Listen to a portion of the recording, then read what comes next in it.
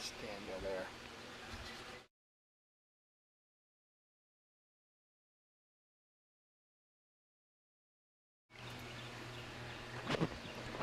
Good morning, everyone. Welcome to the 2021 Mixed Doubles Charity Classic here at the Country Club of York. It's the 7th year for this event. The event will be raising money for the York Opioid Collaborative. This year we expect to raise somewhere in the area of $70,000 that will benefit the collaborative. Over the last 3 years, this tournament's raised over $200,000 for this very worthy cause. Particularly since it has gotten worse here during the pandemic. My name's Bill Long. I'm here with Mark Wheeler. We're about to head into the action. They're taking some pictures of the teams that are here. Overall, there'll be 14 teams competing in the event. We really have some world-class tennis players that are going to be here. The initial match that we'll be covering here will be Thomas Christian and Margarita Sadovnikova versus Ria Gerger and Daniel Chang. Right now I'm going to turn it to Mark. Mark's going to give us a little bit of an overview of the players that we're going to be seeing here in the initial match here today. Thank you, Bill. And again, as Bill said, what a great cause. 7th annual event continues to grow in the level of monies we're able to share with the collaborative, as well as the level of play. The play you're going to see today is just continues to get better and better. You're going to see some folks who are actually on the Pro Tour, have been on the Pro Tour, making their way back, and it's just tremendous. As Bill said, as we look at this first match, Thomas Christian is from the Philadelphia area, attended Abington Senior High School, state doubles semifinalist and the second most wins in school history. Great success as a junior player, as many of these players have had, held a national ranking in 4 different age groups, went on to play 4 years of varsity tennis at LaSalle University, graduated in LaSalle in 2018 with a degree in finance, obviously a very good student at Dean's Lister. He's currently the assistant director of racket sports at Aronimink Golf Club in Newtown Square, which anybody who knows golf knows that that's a very significant club. He has some personal attachment to the Opioid Collaborative. A quote from Thomas is, having lost several friends to the addiction, I'm honored to be a part of such an important cause. Thank you to the Country Club of York for hosting such a phenomenal event year after year. As Bill said, Tomas's partner will be Margarita. She started playing tennis when she was 4 years old. She was born and raised in Russia, a top 20 player on the Russian tennis tour. Under the age of 16, was a member of the national team, former Division I student athlete. She was a college team captain for 3 consecutive years, led her team to the first ever Horizon League Conference Championship title and their debut at the NCAA tournament. Currently, Margarita is a senior lead at the Unlimited Tennis Academy, where the mission is to help become a better athlete, a better player, most importantly, a better person. Knowledge is power. A quote from Margarita. We ask all the players to give us some perspective on their attachment to the event. Knowledge is power, and accurate information about the opioid abuse. Person is more likely to make a rational decision, is Margarita's comment. Being a part of the Charity Classic here brings a significant opportunity for all participants and myself personally to raise the awareness about the epidemic in York County and nationwide. Most people who become addicted to opioids do so after a prescription for a painkiller following a procedure. Once the phenomenon of craving set in, it's often too late. So thanks to the Charity Classic for making this possible.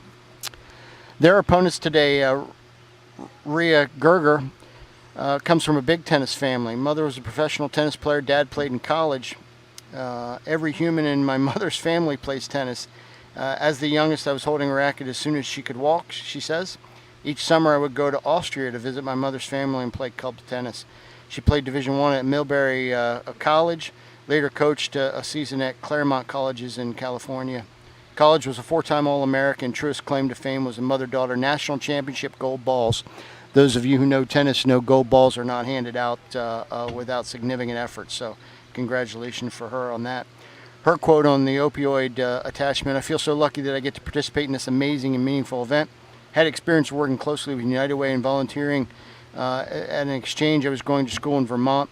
It's rare that we get an opportunity like this to give back, play the game of tennis, and also support a great cause.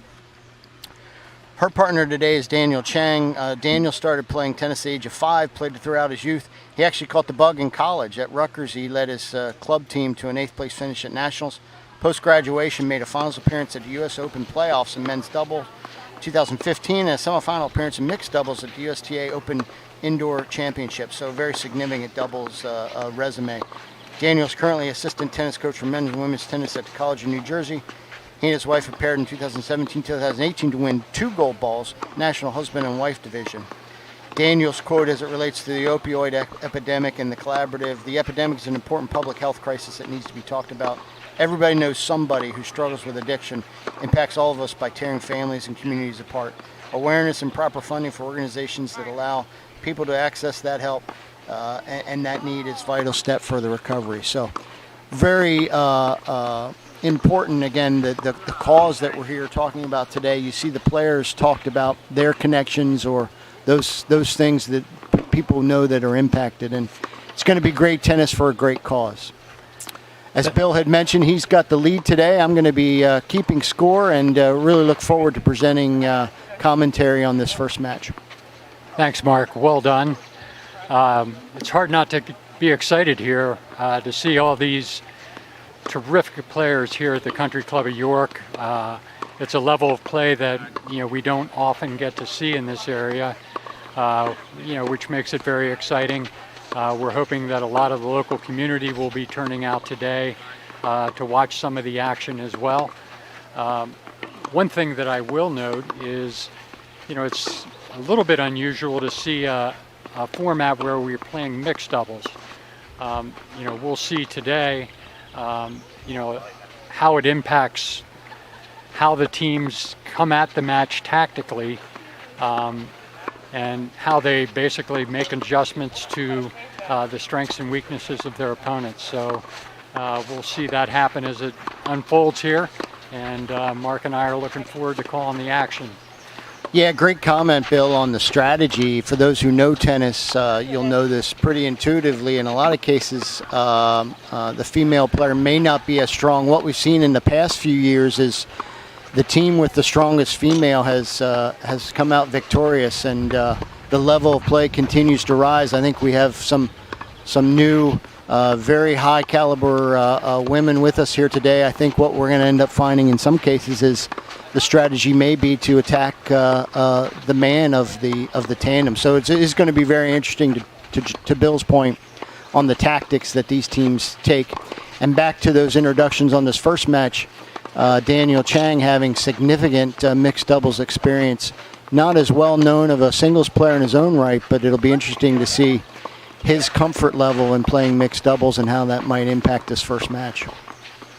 And as Mark and I can attest to, certainly playing doubles is a much different situation than playing singles. Requires some different shot making, some different skills, and it's always fun to watch these matches and see how the teams adapt. One thing to note is we have a very warm 90-degree day here at the Country Club of York, so it's going to be a long day for the competitors here. Pretty much those teams that win the initial matches here, there's 3 that are getting underway here. The winners of those matches will play another match later on this afternoon. We'll get the play through the quarterfinals today, and tomorrow we'll follow up with the semifinals and finals.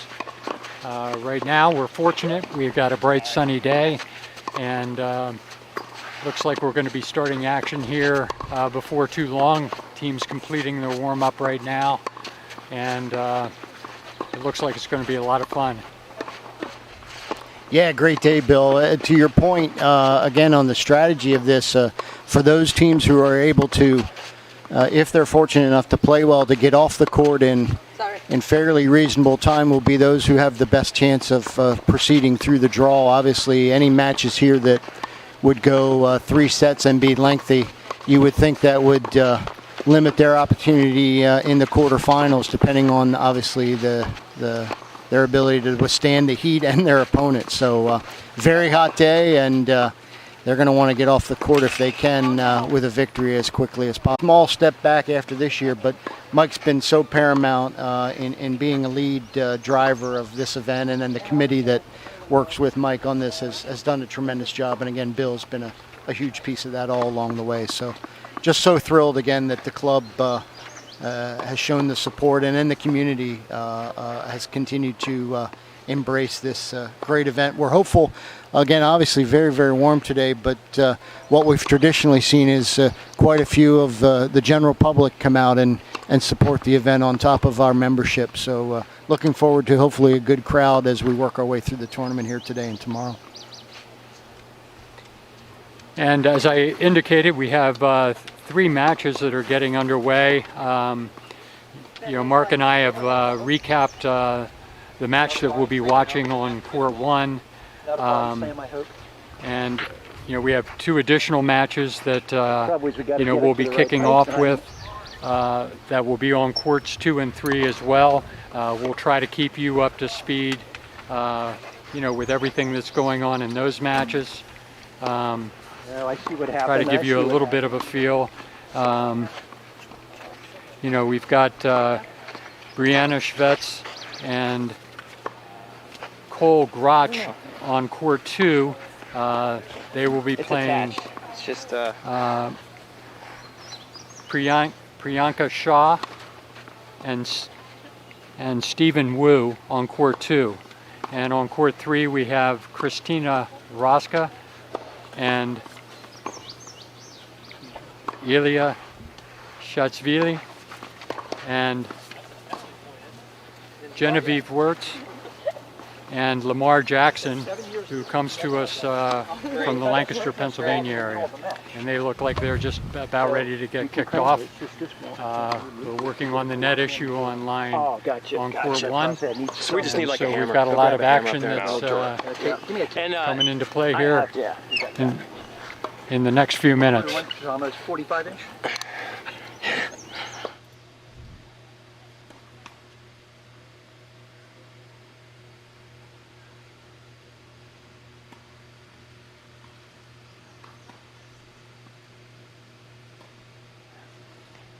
Every time that we generally host this event, one of the things that's of paramount importance is that we get good weather.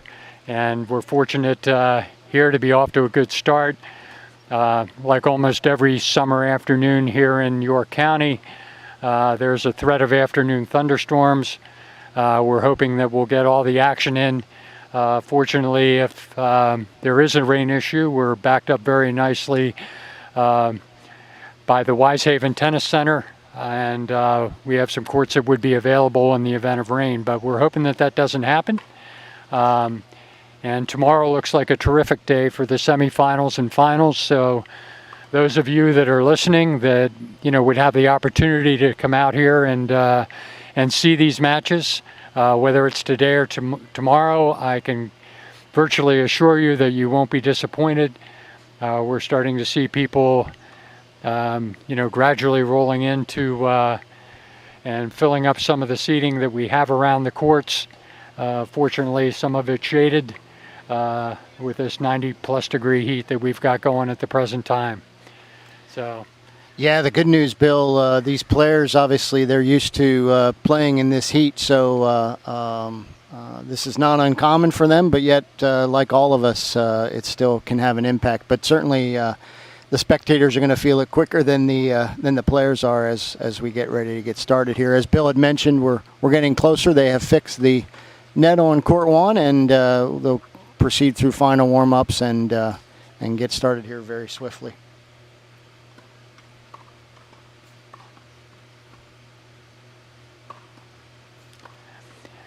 I'm not sure how evident it is to you, those of you that are watching, but we've got 20+ banners that are hanging here at the event today. Those are coming from our sponsors that have donated money to the event and are supporting the York Opioid Collaborative. We're really proud of the corporate involvement that we've been able to develop through the years, which has helped to significantly increase the amount of the donation that we've been able to provide to the collaborative. And as the day goes on here, some of our corporate sponsors will be joining us for a little Q&A about their involvement in the tournament and their reasoning for wanting to participate. So we're looking forward to that, and we will have some representatives from the York Opioid Collaborative that we'll be talking to as well. So we look forward to that. And as I said before, we're getting ready to kick off here. They're taking final serves, so we'll hope we'll have some live action for you here within the next couple of minutes. Yeah, and to that point, Bill, the other thing we'll certainly push for is getting the sponsors with us. We'll also try to get some player interviews after their matches if they're able to come up and share some insight on how the match went, as well as, again, their connection to this great cause. We'll also have Mark Coons, our head professional here at the club, Country Club of York, come and speak at some point, as well as Mike Groft again as our chair. So we'll have some folks in and out, continuing to provide different insights about the event, as well as trying to provide some commentary of the players' perspective of on-the-court action, as well as their thoughts on again, this great cause. And I think it's just a good time for us to give a quick shout out to Mark Coons and his staff. They've done a terrific job with the courts here. The courts are in outstanding condition and ready for the play here today. I know they've worked very hard on everything over the last couple of weeks to get the conditions as favorable as they can be for the players. So we're very excited about that. And, we thank them, Mark and his staff, for all their efforts in getting things ready to go here this morning. Talk briefly, Bill, if you would, for those who may not be following tennis as closely as you and I. These courts are a little different than the hard courts we see on TV a lot of times. Talk about the surface a little bit and how that might play differently than a regular hard court that you would get a true bounce on. Yeah, that's a good point, Mark. Basically these courts are what's called hard true. It's a granular surface. The players can slide their feet on the surface. The ball moves a little bit slower on the hard true as opposed to how it would move on a hard court. I personally like it. I think it makes for longer rallies. It's a little harder to hit balls past people. And I think you're going to see some great tennis once we get rolling here. Anything you would add on the surface, Mark? Yeah, no, it's great. The only thing I would add, Bill, I'll make note for you and I as we move along in our careers, playing on the surface is much easier on your body as well. It's easier to come back that next day and play these matches. So these players obviously in top physical condition will have no issues, but it is a little easier on your body. There's a little more give. Switching gears real quick, we're getting ready to get going on court 1. We have started playing on courts 2 and 3 that you can't see, but we are under action, and as Bill said, we'll keep you posted on some scoring as we see them change their scorecards. But we're almost ready to get going here on court 1. Very excited for the day.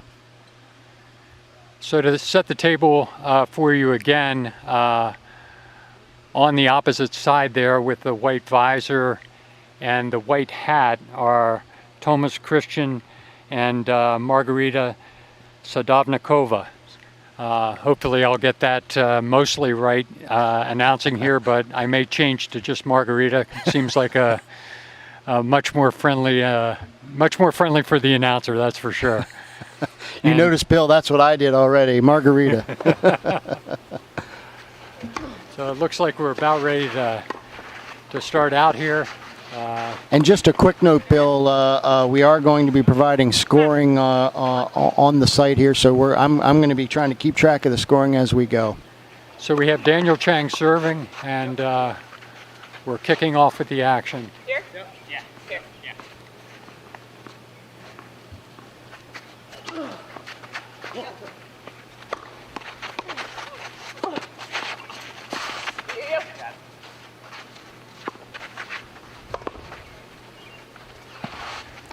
Good start for the serving team. Good start for the serving team. Obviously here you'll see a lot of the serve and volley type format. That obviously can change based on tactics and how effectively the receiving team can return serve. They're going with Chang serving first. I'm guessing that he's probably the more effective server. And another key thing for viewers to watch is how active the net players are. We have an outstanding point going here. That's a terrific point right there. Margarita did a great job trying to create some offense there, but Daniel at the net was able to put that away for a winner. We're at 30 love for the serving team. That was a beautiful angle volley there to close out the point by Chang. Well played. A lot of movement there throughout that point. A lot of fun to watch. There's a missed volley. She had her racket down and a good setup, but an unforced error. We're now at 30-15. And back to Bill's other point, as you watch the receiving team, watch the placement of the two players. They're staying a little further back. Sometimes you'll see that person that's not being served to standing more. Now here she comes. She's moving up into that T area and is ready for that second serve to maybe get a put away. And again, another little bit of a loose volley there by Daniel. We're now at 30 all. That was a little bit of a loose volley there. We're in the early going.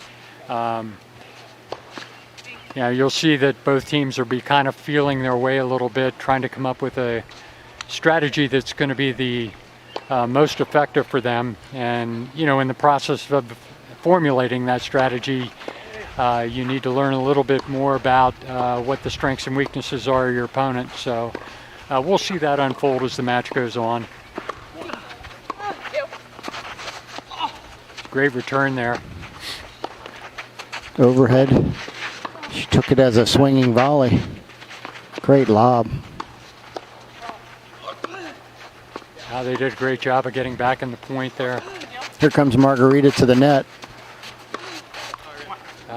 And an error. Well done. Yeah, good point. Good Daniel point. wins the battle of the cross-court forehands there. They now have an ad. 40-30 for the serving team. Point for those who don't play tennis. Point here would win the game. Margarita starting back on this first serve. Nice initial volley. Oh, that's a nice forehand there. Right now we're back to deuce. Good play. Margarita is showing well early here. She's got a nice touch on that lob, and then set up her forehand. Well, we've got a very competitive game here to start out. Right out of the gate, we're at deuce. And to Bill's point, you'll see some different changes with these teams adapting and figuring out who they want to attack. So an early break would be huge for the receiving team here. If they can get an early break and then follow that up and cement it with a hold on their end, they'd be off to quite a good start. But again, we're deuce. Let's see how it plays out.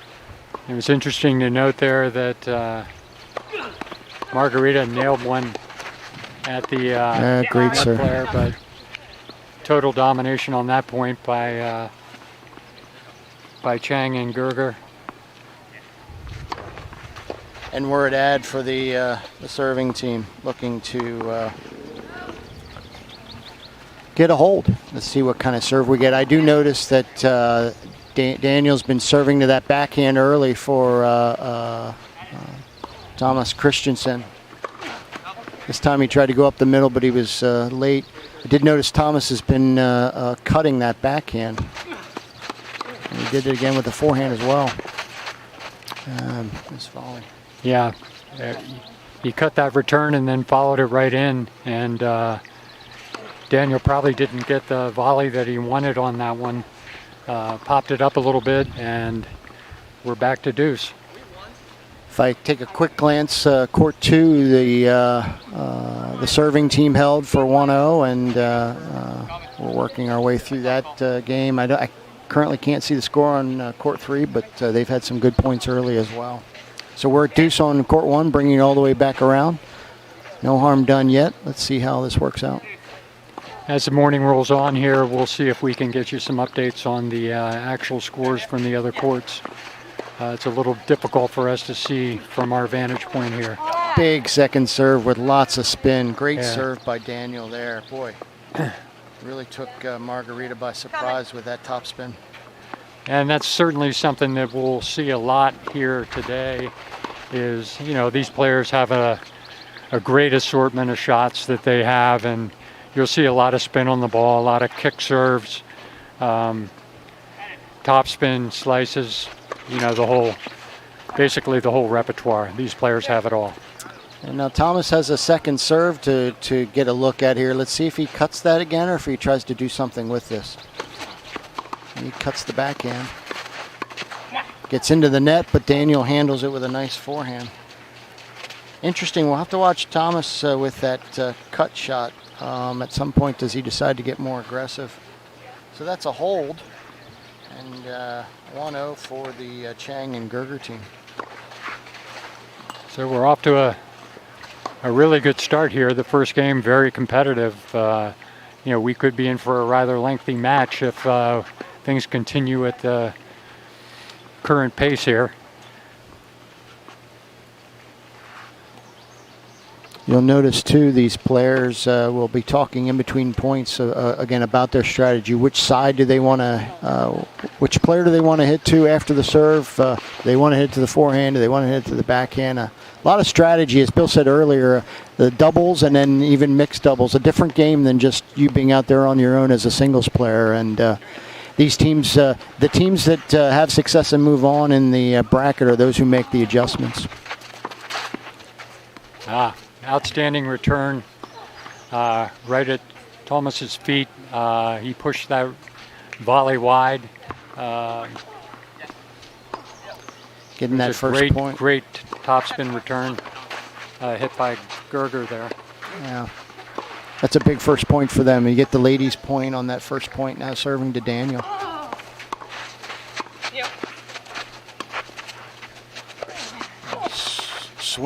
Swinging overhead there by Margarita. Rhea had a good look at it, but wasn't able to connect.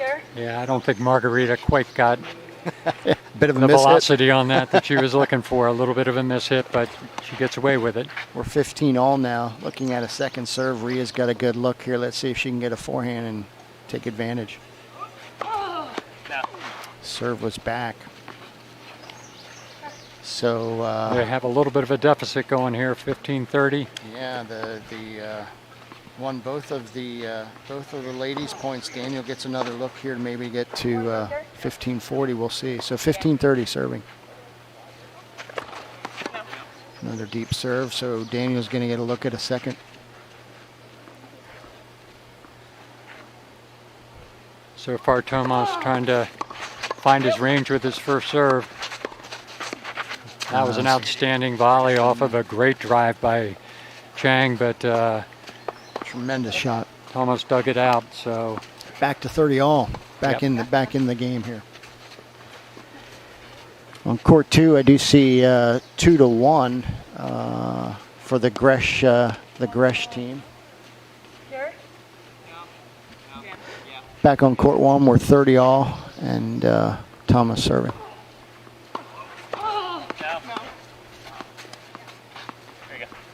looks like he's trying to find that little kicker, and Boy, what a nice reach on that overhead. He caught some frame, but it worked. Great, to Bill's point, great topspin serve again. I think he's finding that if he can get that into her backhand. High, heavy ball. Yeah. Yeah. He's having a little more success with that, and I think he'll continue to go with that. Serving for the game here at 40-30. Second ball, he's fought his way back into an advantage. That's a tough one there. Double fault on game point. We're back to deuce. Yeah, he's clearly having a little trouble finding his range here in the early going. And Not again, unusual to happen on the first service game. yeah, there's some nerves out here, right? Even though these players have played high-level tennis, they're here to compete and want to do well. They're all competitors. So yeah, working through some nerves, I'm sure, in some cases. And it's definitely it's a one-and-done situation. So you have to win to advance. That's a great serve, setting up Margarita for the put away. Yeah. Back to add for Tomas. Again, trying to get at that backhand. So we'll see if they can close this game out and tie this up at 1. Again, we have a game with multiple deuces going. So it looks like a very competitive match here. To Bill's point, we could be here for a while in this first match, and it'll be interesting to see how that might play out as we move through the day. Really big serve. Great lob. Great lob. Yep. Great lob by Rhea. Set that whole thing up, and then 2 shots to get the point. And we're back to deuce. Back to deuce again. And we'll see here if he moves it to the backhand again. He did. Great hustle. But he found the open area. Great point. Good hustle. Thomas hit a great angle volley there, moving Daniel forward, and it created the opening where the players actually had to split to cover ground and left a wide open space in the middle, and he just volleyed away the winner. Tomas gets the ad here. Let's see if he can convert and get a hold. Another big serve. Big serve. Big serve. Well done. Created the easy volley for Margarita, and we're tied at 1. Now here's part of the key on the strategy, Bill. We move into, again, we're in mixed doubles, so now we have the ladies each taking their turn to serve. One of the keys to winning in mixed doubles is if your female partner can hold, it is a huge advantage we've seen over the years. So we'll see the strategy of the placement of where she's serving and how they work their way through these next 2 games with the female serving. One all, as Bill said. And it'll be interesting with Gerger serving here, how aggressive will Chang be at net? How much movement will he show? Right there, he poached across. It was a tremendous get by Rhea there. Her partner went across. She filled over in back of him and was able to make the get there. And that was a terrific get. And as Bill said earlier, they're talking through. That was a planned a poach, is what it's called. That was planned ahead of time. Let's see what they do here. He stays home. And Thomas is cutting a lot of those balls that are getting in on his forehand on the deep side. That's going to be interesting to watch the strategy of that, Bill. I think actually he broke a string. Oh, you're right. Then he was coming in behind it. Good call. Yeah. He's fortunately got multiple rackets, so I'm sure that Mark Coons and his staff will have a restringing job tonight. And we're 30 love, so Rhea's off to a good start in her service game.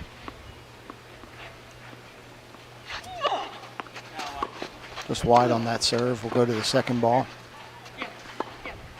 Again, she seems to be attacking the backhand early. Big heavy topspin on that serve. Got the winner. And we're 40 love for the serving team. Really good start, and back to Bill's earlier point on maybe some of the nerves and getting started. It'd be nice if for that Gerger Chang team, if she can hold at love, that's a confidence booster for sure.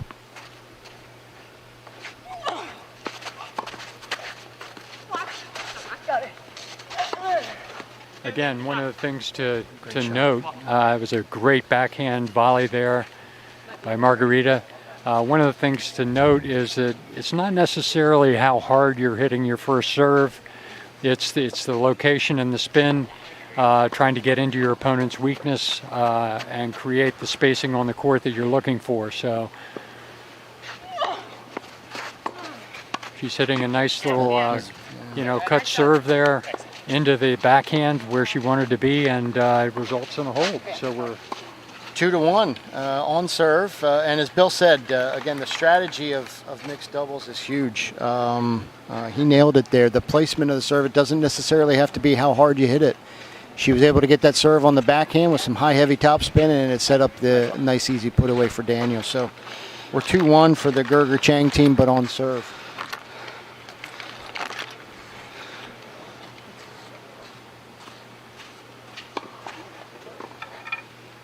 You know, from our vantage point here, you can't see it as a listener. We're taking a look at the other two courts, and looks like we've got 3 really outstanding matches that are underway here at the Country Club of York.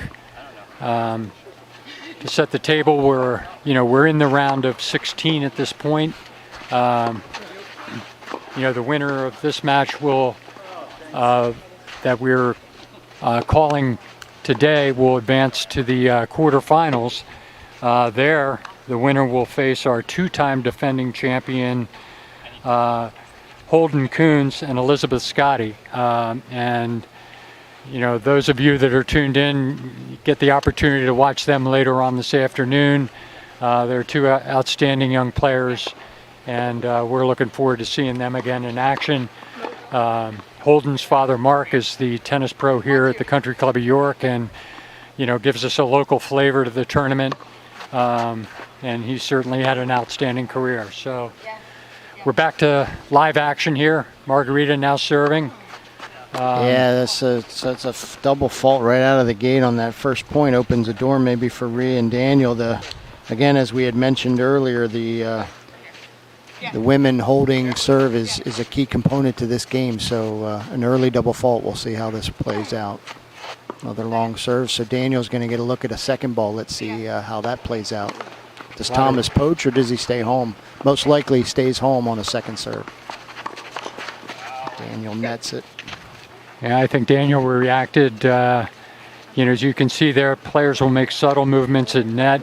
Thomas took a quick step to his left, and I think Daniel thought that he was poaching and tried to go behind him, and just ended up netting the ball. So we're at 15-all. Got into his peripheral vision there, didn't he?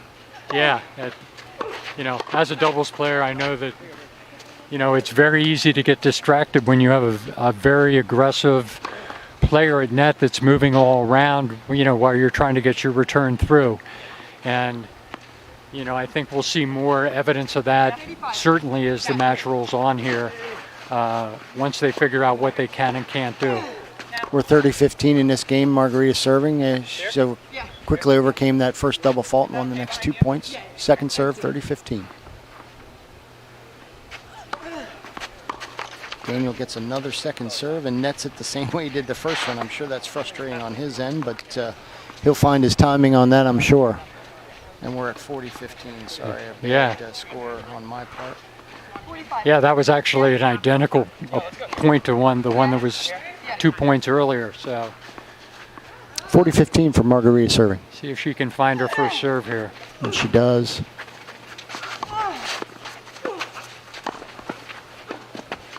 And she holds, so we're 2-all. No breaks to serve yet, even though, as Bill had said earlier, we've had some very competitive games. We're 2-all. And right back to the start of where we started with Daniel leading us out at 2-all here. Yeah, we're off to a great start here. But now we're starting to settle in. We'll start to see, the players feeling a little more comfortable on the court. As I had mentioned earlier, probably all the players don't play a lot of mixed doubles, so there's certainly an adjustment for them to get more comfortable with the format. Big first serve by Daniel, taking it out wide. He gets the service winner. Yeah, he did a great job moving that out there wide. 15 love, and again, as we've continued to talk about, they're talking strategy on what we're going to do on this point.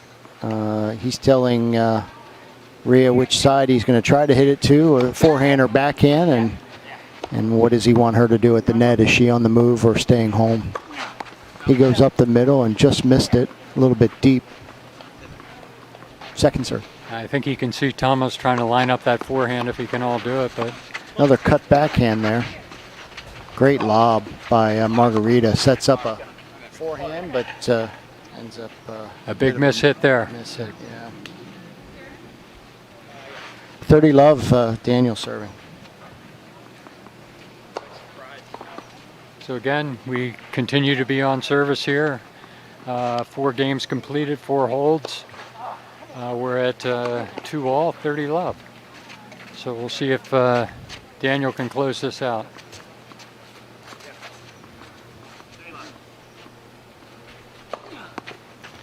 And that time he tried to mix it up and go right down the center line, but missed it.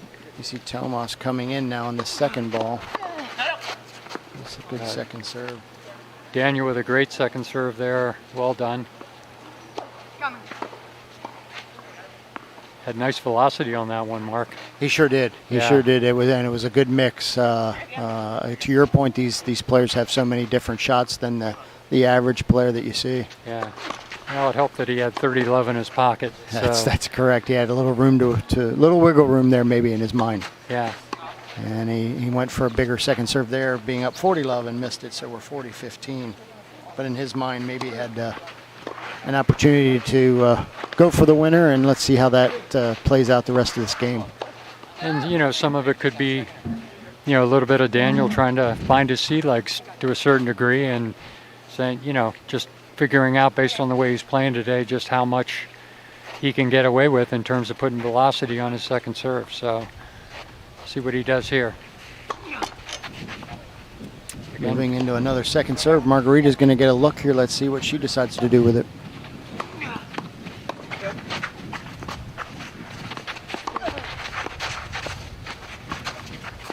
Oh, it turns into a let. We had a great point going there. What does that mean when that ball comes over and you hear the word let, Bill? What does that mean? Well, that means that, the point immediately stops and the point's replayed.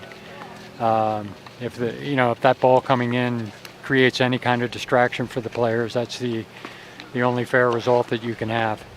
What was interesting there is you had said, you were commenting before the let came in, we had a good point going. There was a tactical touch point in play. The ball was just getting over the net, and we start over on that point. Oh, great shot down the line by Margarita. She saw Rhea poaching a bit to the middle and took advantage.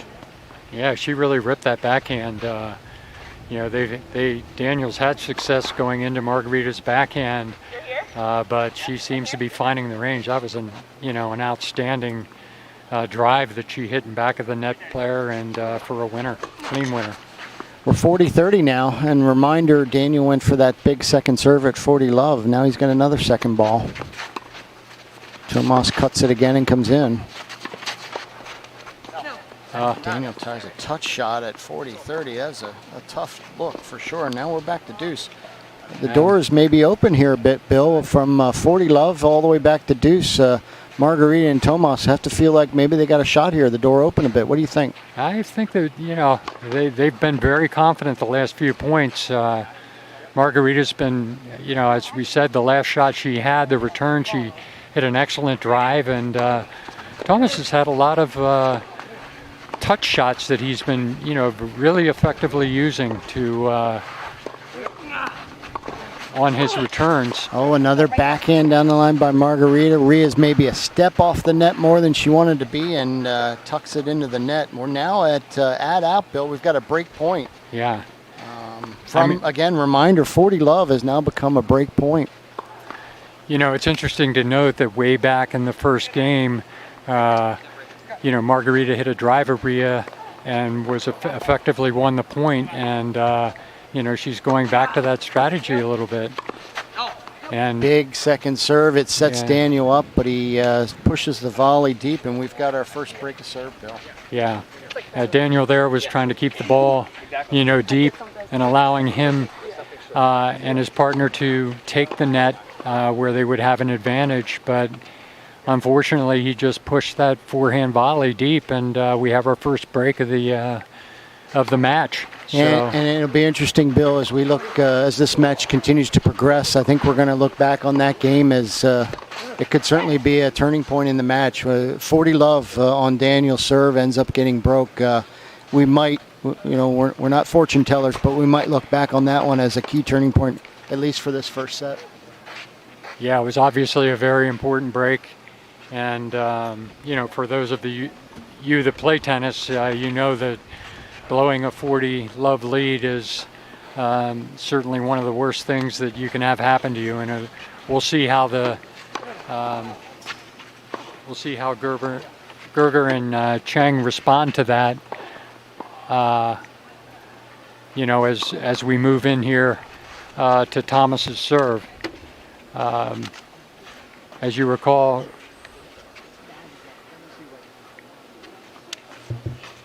sorry to interrupt you there, Bill. I was just asking Mark Coons, our head pro, was in the area, and I had asked him to get us score updates for courts 2 and 3. My apologies. Nope, that's great. We like to keep the listening audience up to speed on what's going on in all of these round of 16 matches that we're starting off with today.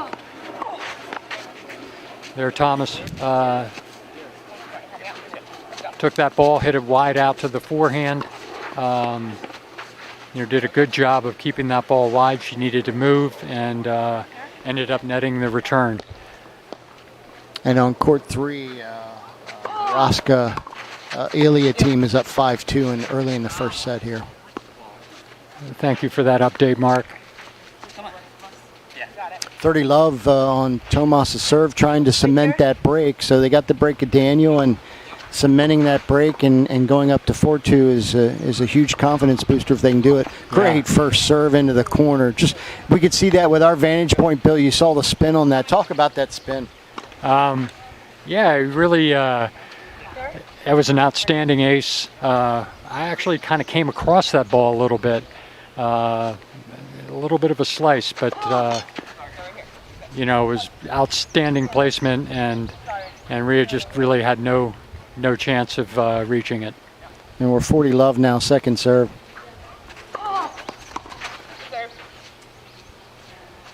That's a big serve, and the ball actually exited the court. Yeah, it came off the top of his frame, but again, he just, with a 40 love leave in his pocket, serving to Daniel, he just put a little bit of an extra on it and came out very well for them. Hold, and we're now at 2 serving 4 in the first set. Certainly got some pressure on the serving team right now. Yeah, it's a great point, Bill. Rhea held easily her first game. Let's see how this game goes now that you're 2-4. You don't want to be down 2 breaks at 2-5, so big game. And a great big forehand. Margarita doing the cross-court forehand into the alley really drove Rhea off the court. First point to Margarita and Tomas. They've got some momentum, Bill. Yeah, and I think that Rhea's really going to need to get some greater depth on that second serve. That was very shallow, and Margarita took full advantage of it. We're love 15, and now Tomas gets a look at a second serve from Rhea. Big point here. Really feels like the momentum is on the receiving side for right now.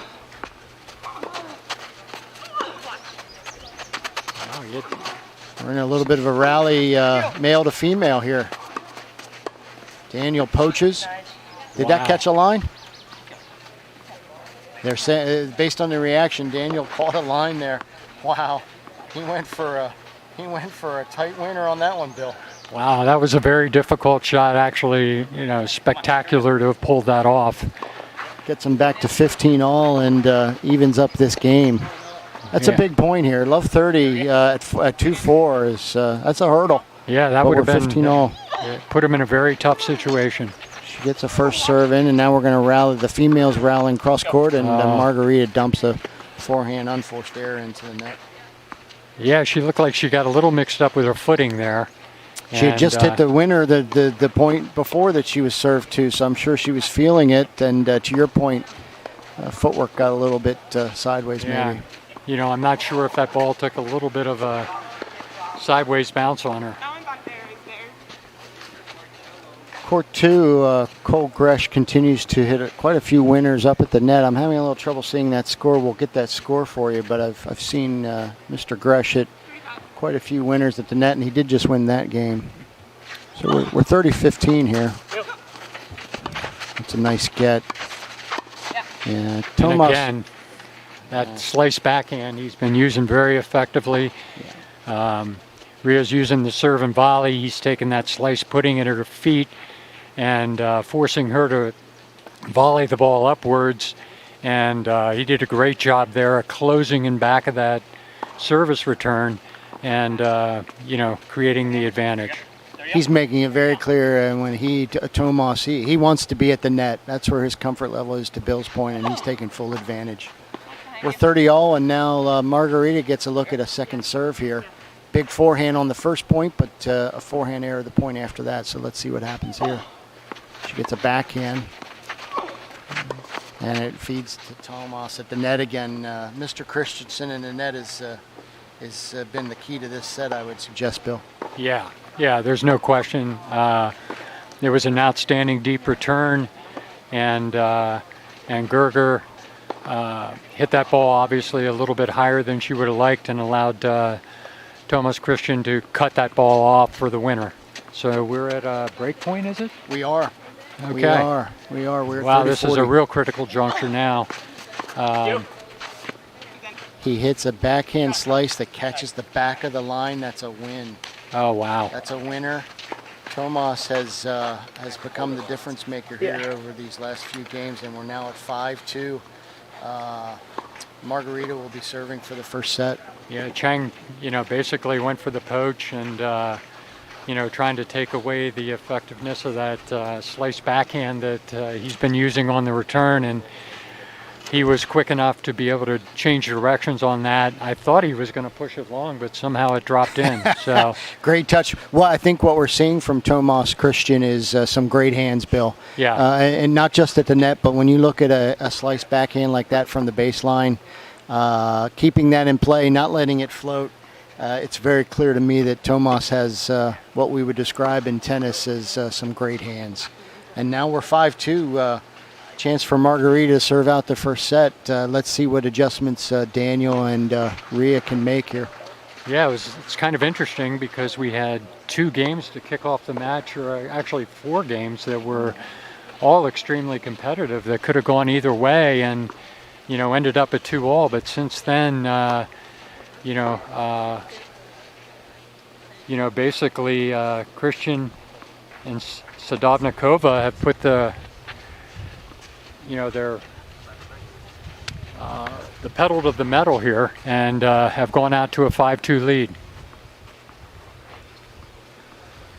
A quick update on Court 2, Bill. The team of Svets and Gresh won the first set, and on Court 3, Raska and Ilya won their first set as well. So we're moving right through these first sets. So Margarita here serving for the first set, 5-2. Great get by Daniel.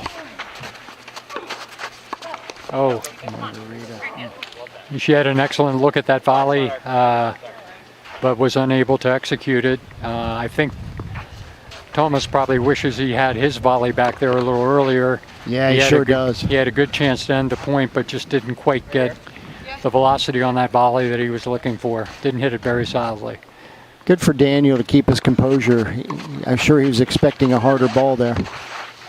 Oh, look at that touch. Great get by Tomas. And he puts it at Margarita's feet. That was a great half volley there by Chang. Put the ball, very nicely right at his opponent's feet, and she was unable to bring it back up over the net. Here we are as they try to change momentum. The team of Chang and Gerger love 30. Maybe they've found their wind here maybe a little bit, trying to fight their way back. Great lob to the baseline. At the very least, they, probably really want to try to get some momentum going into the second set here. And again, Chang active there, goes over and makes that put away volley. Now we're love 40. 1 point away from getting one of those breaks back, and we'd be at 3-5 with Daniel serving and maybe putting pressure on Tomas. I don't want to look too far ahead, but big chance to break. Triple break point here at 5-2, excuse me. We'll see if she can get her first serve in here. She does. Great return by Chang. Nice drive there.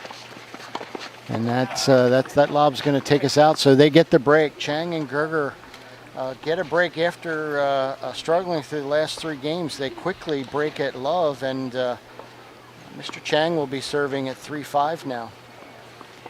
Yeah, it's kind of interesting. I mean, they had grabbed all that momentum, ran it out to 5-2, and it just seemed like that was a little bit of a loose game there, Mark. I agree. Yeah, we'll see if they kind of pull it together here and close out the set. But yeah, as you alluded to, we've got Chang serving, so if he can get this this game, they'll be forced to hold to close out the set.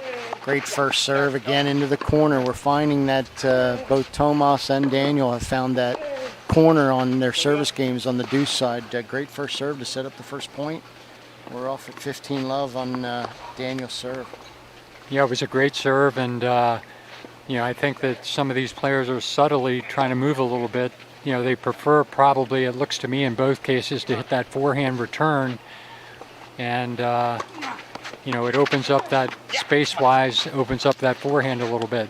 Well, there we are to your point earlier, Bill. So we've seen, and I commented early in the match, Tomas, especially on the backhand, he's looking to cut that backhand on everything. That time Daniel got into it and set up Rhea, and she got the put away. That's going to be interesting to see that dynamic as we keep working our way through this match. We're now 30 love for Daniel. I think Chang saw there that, over time that slice return does not have the velocity, so he was able to close the net, get up there very closely, and make a much more effective volley. So, good hustle. Interesting point there. Daniel went for the overhead. He couldn't get it. Rhea kept her concentration, stayed in the point, and Tomas takes the ball deep. We're now 40 love. Chang and Gerger are back, absolutely back in this set. They get a hold here. They'll make Tomas try to serve out the first set, but don't want to get ahead of ourselves. We're 3-5, 40 love.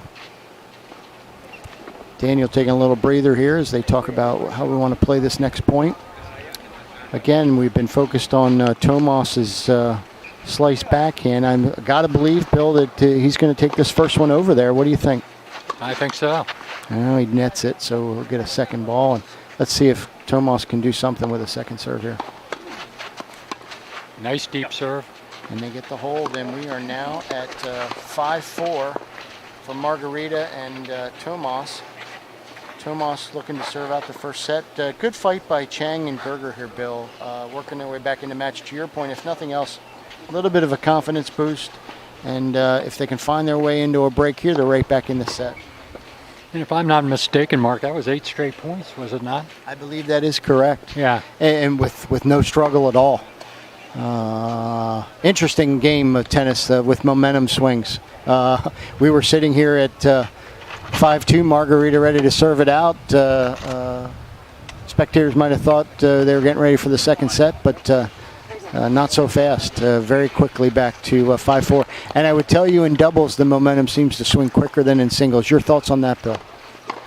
Absolutely, Mark. I think that's a great point. The points have a tendency to actually move a little bit quicker in doubles, and I think that leads to momentum shifts that can happen much more quickly. So we've got Chang and Gerger taking a little bit of an extra time on the changeover. Yeah, Daniel showed a little bit of wind on that last service game, even though he served it easily. Again, as I think we mentioned before the play started here this morning, the weather could be a factor. Fatigue is certainly in play. All these players are obviously in great shape, tremendous athletes, but 90-degree heat, sun beating down on you, and a lot going on. We'll see how that plays out as we move through the rest of this tournament. I mean, we can say unequivocally there's been no clouds so far in this match. Bright sunshine. Tomas here trying to serve out the first set. And he gets a good first serve. Rhea sets him up with a lob, and he puts the overhead away for the first point. To your point, Bill, they break the streak of 8 straight points and maybe get a little bit of confidence. Right here. That was a great serve there by Christian. He basically jammed her, took it inside, and she popped that backhand up. Margarita with a terrific backhand volley, puts it at the feet right in the middle of the two players, makes it a decision point and also a tough shot. And quickly, Tomas gets out to a 30-love lead on his serve here as they try to get some momentum back and serve out this first set.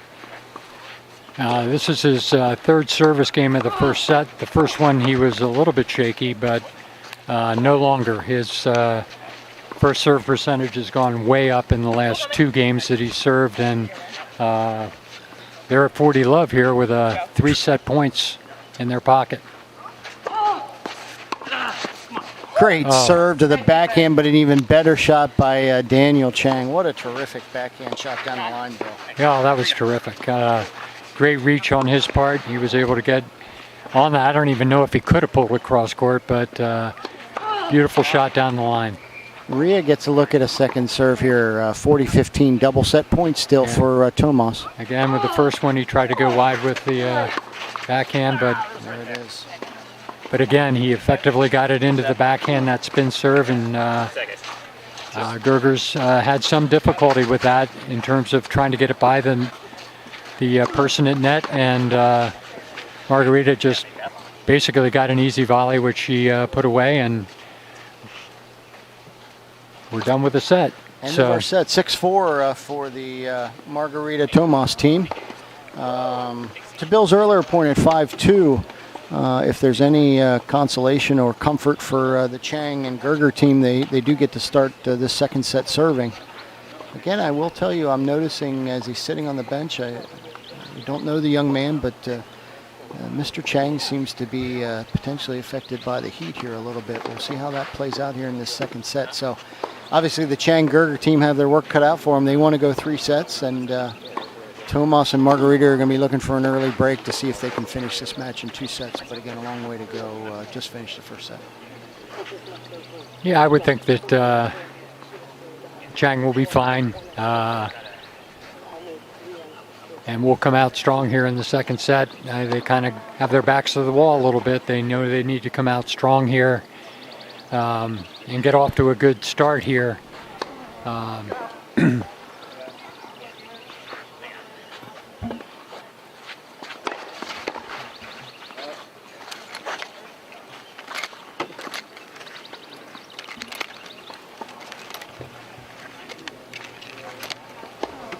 All the 3 matches now, Bill, have moved into their second set. As for those who might be just joining us here for the 7th annual Mixed Doubles Charity Classic, proceeds supporting the Opioid Collaborative here in York. Tremendous support by the Country Club of York, the Board of Governors, the membership, our sponsors, and in general, the general public. If you're interested in coming out, if you're local, watching this locally, we'd love to have you come out. And if you want to inquire about support throughout the day, we'll be providing some specifics on how you can support this this cause that's obviously in great need in a lot of communities, including our community here in York County. For those who are interested and can come out, we do have a donation box available to provide whatever proceeds might be available. Every dollar counts in this cause for helping folks with recovery, as in we're getting ready to start the second set, Bill. Yeah, and as Mark said, you can also do, I believe, a donation through the Mixed Doubles Charity Classic Facebook page. And again, as we have said multiple times, we'll have some different folks stop by the 10 here. That was a great half volley by Daniel, by the way, to get the second set started. 15-love on a second serve. He hits a half volley winner. Probably caught the outside of the line. We can't see it from our vantage point. 15-love. Another great serve to the backhand, and quickly 30-love on Daniel's service. The Chang Gerger team tries to create some momentum to get going here in this second set. Yeah, he did a good job of getting that serve well into the backhand. He had to move to get it, and wow, there's an outstanding first serve by Chang. Nice kicker to the backhand. Margarita barely able to get a racket on it. We're quickly 40-love here, Bill, as Daniel tries to get a hold and set a new tone for the second set here. I think we might be in for a really competitive set here. This thing is far from over. A little long on that first serve. Tomas will get a look at the second serve. And as I've commented multiple times, let's see what he does with that backhand cut. Oh, it's to the forehand and he cuts that. Oh, it's a double fault. Tomas is definitely, Bill, looking to cut both his forehand and his backhand. Oh, it's a lead, excuse me. Still 40 love. And he is looking to get into the net where his hands can do the most damage on winning points for he and his team. Yeah, he's using those cut returns to get the ball at the there he goes at the feet, and he's doing a great job with it. Another one there. He put that right at Chang's feet. Very difficult to volley a ball that's down that low. And quite frankly, he's been very effective with it, and we see him continue to utilize it as a strategy. At one point, Chang did get to net and cut one of those off, and was effective with that. But you know, that's a lot of energy to close with that kind of speed, particularly in this heat. 40-15 second serve.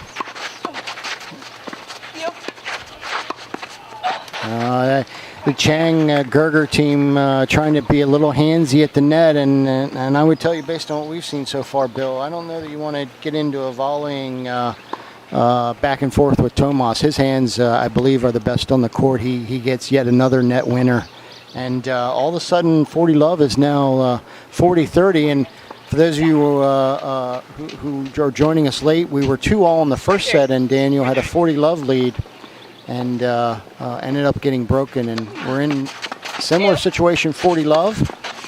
And this time Daniel says that's not going to happen. I'm going to put away the forehand volley winner. And the Chang Gerg team get the first game of the second set.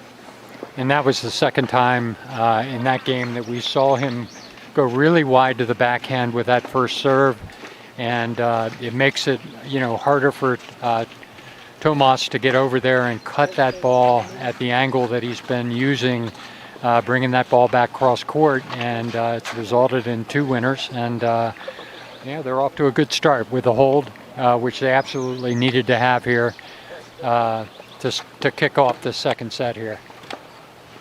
Tomas will be serving for the he and Margarita, and their love won in the second set. And Gerger and Chang would love to put some pressure on Tomas's serve here, see if they can get a break and build some continued momentum as we get going here in the second set.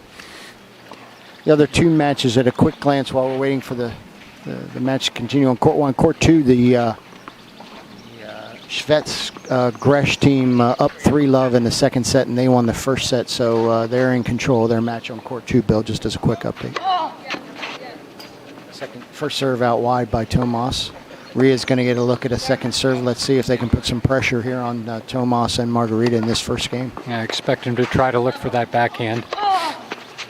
Big heavy topspin there, Bill. Just a terrific serve. Great serve. And talk about that topspin and the fact that it's curving away from the returner. Talk briefly about that for those tennis fans who may not know about that.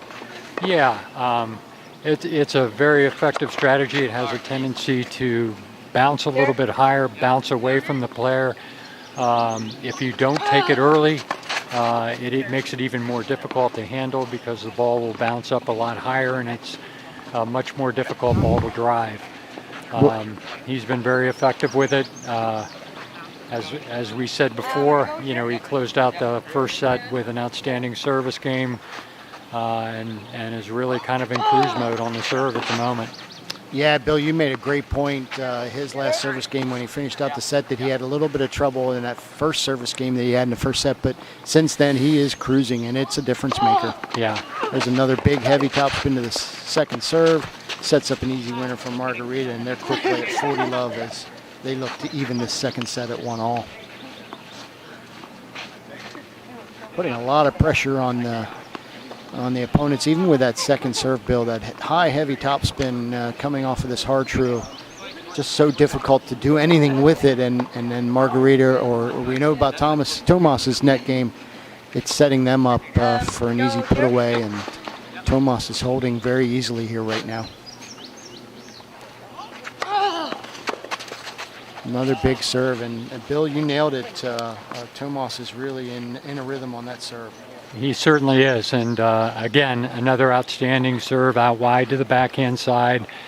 And Chang unable to do anything with it. In fact, I believe he had 3 of the 4 points in that game were just service winners. So we're tied at 1. And we'll see what Rhea can do here. One of the things that I'll note, Mark, you and I are both players here at the Country Club of York. This time of day, the sun can be a little bit difficult, and it'll be Rhea's first time dealing with that sun. That's a great point, Bill, and I noticed it right out of the gate. That's great analysis. She looked up into it and netted her first serve.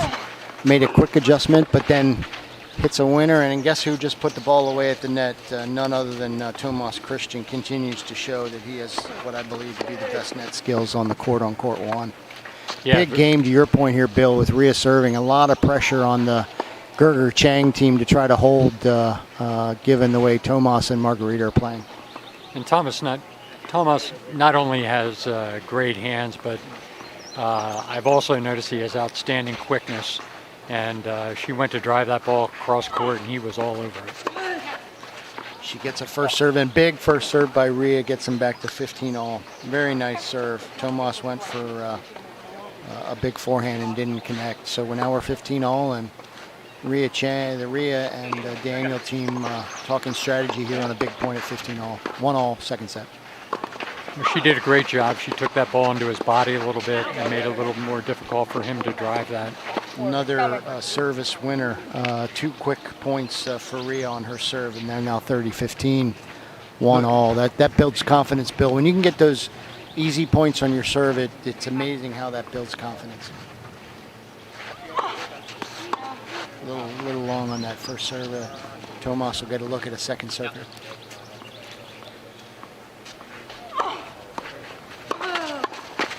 Daniel poaches across, even though Tomas went for the forehand topspin. Daniel had a good look at it, and we're 40-15 here on Rhea's serve. And again, she went back to the strategy that she had used in the previous point that she served to Tomas, and she brought that ball into his body a little bit, forcing him to back up and then try to drive that forehand. And that's difficult to do cross court.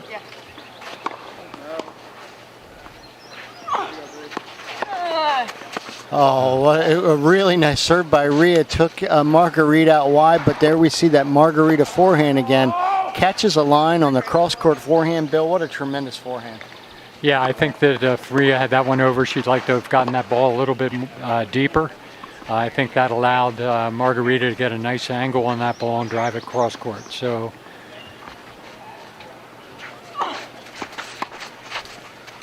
Tomas tried to get a look at a second serve there and pushes it wide, and Rhea gets the hold, and we're 2-1. Chang Gerger up 2-1 on serve, second set. That was a very important game for Chang and Gerger. An outstanding hold by Rhea, and they needed to have that happen.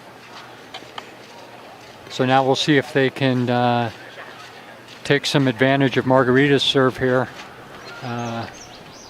While we're in a little bit of a break, Bill, just want to, again, for those who may just be joining or following along here with us, the level of play over these last 7 years just continues to rise. The high-level college players and some folks who have now graduated but are still playing competitively, Bill, I tell you, for those who, again, are in the local area, you're not going to see a higher level tennis in York County at any point in the year. We're dealing with some high level players here.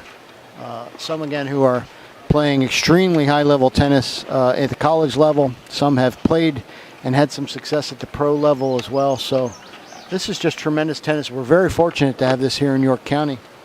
And again, continue to want to support the cause of why are we doing this. So 7th annual mixed doubles charity classic here at the Country Club of York, supporting the York Opioid Collaborative. All proceeds outside of the winning purse go to the collaborative. And as Bill had mentioned at the start of our telecast, we're in that the last few years we've been in that $65,000 to $70,000 that are raised through this event. So again, want a quick shout out to the Country Club of York, its membership, our sponsors as well as the local folks who have deemed that their hard-earned dollars can be used to support this huge cause. And we're back to tennis, Bill. Serving 1-2, Margarita serving 1-2, second set. They won the first set 6-4. Got a second serve here. Again, we were talking a little bit earlier about the sun, and I think that it is a factor for the, it's going to be a factor in this set for both Gerger and Sadovnikova. To your point, Bill, it's on this side, and the ladies had not served on this side in the first set. So both ladies on their first service game had issues, and now we're quickly love 30 for the Chang Gerger team, looking to break back and gain some momentum and maybe push ahead as they try to even this match up. Yeah, I think Margarita got that serve in, and I think that sun was directly in her eyes, and she had difficulty picking up the return. I think you're right. There's a serve out wide. A really nice first serve that time. She's made an adjustment there, Bill. But Daniel has a quick poach chance at a winner, and unfortunately wasn't able to convert. 15-30. He was set up for a beautiful touch volley there. One that I would think that he would normally convert, but just got a little bit too cute with it. So. Yeah, I think that's a 99 out of 100 kind of a thing, Bill. Boy, that's an unusual thing. She hit her serve, it hits the top of the net. I don't think I've ever seen that here at the club. I don't that think I've seen it anywhere. Hit the top of the net and went all the way out of the court. That had a lot of spin and a lot of power on it. She quickly bounces back with a good second serve, but Daniel hits a great cross-court backhand, setting up a double break point here for the Gerger Chang team. We're 15-40, Bill, as they look to break Margarita and get a 3-1 lead. And this is a critical juncture in this match, Mark. If they can get the break here, it's going to put them in the driver's seat here early in the second set. Potentially a 3-1 lead. We'll see what happens. For those at home who can't see it, a little bit of wind for the first time all day, Bill. We've got a little bit of a wind that just came up that could impact the players. They certainly like the feel of a little bit of air. And there we are, Bill. Yeah. Double fault. I think she's clearly struggling with the sun there. So should this match go to a third set, it will be interesting, to see how they handle that and whether, they will actually have Tomas serve on that side. To your point, some of these players have not been here before, and it is an adjustment they need to make. She's got a visor on, but I think you're right. I think that had an impact on a couple of the points of that game, and now we are 3-1 for Chang Gerger, looking to extend their lead in the second set. Big first serve to the backhand, as Bill's been talking about regularly. Sets up Gerger for an easy overhead at the net. 15-love. A lot of momentum, Bill, with the Chang Gerger team right now. Yeah, I mean, clearly I see the bounce in Chang's step a little bit. He looks like he's clearly, moving along, but that was an outstanding shot there by Margarita, a winner off of a rather short volley. Again, Tomas Christian, basically having some really outstanding returns using that low cut. Looks like we've got completion of the match on court 2 with Svets and Gretsch coming away with the victory. So we have our first match in the books here today. Good serve by Chang. Margarita tries for the lob. We've got a little bit of an uneven bounce there, I think, and Chang Gerger moved to a 30-15 situation. We will get back to you, as Bill noted, Court 2 has just finished its match. We will get back to you on the bracket as we get into a changeover on Court 1. We have a little bit more time, but we do have one match completed and the other match on Court 3 moving right along as well. Rhea tries a touch volley at the net and does a little bit too much with it, and now the door is back to 30-all. That's a point they have to win, Bill. At 3-1, you've got a volley at the net. She's going to want that one back. Yeah, no question.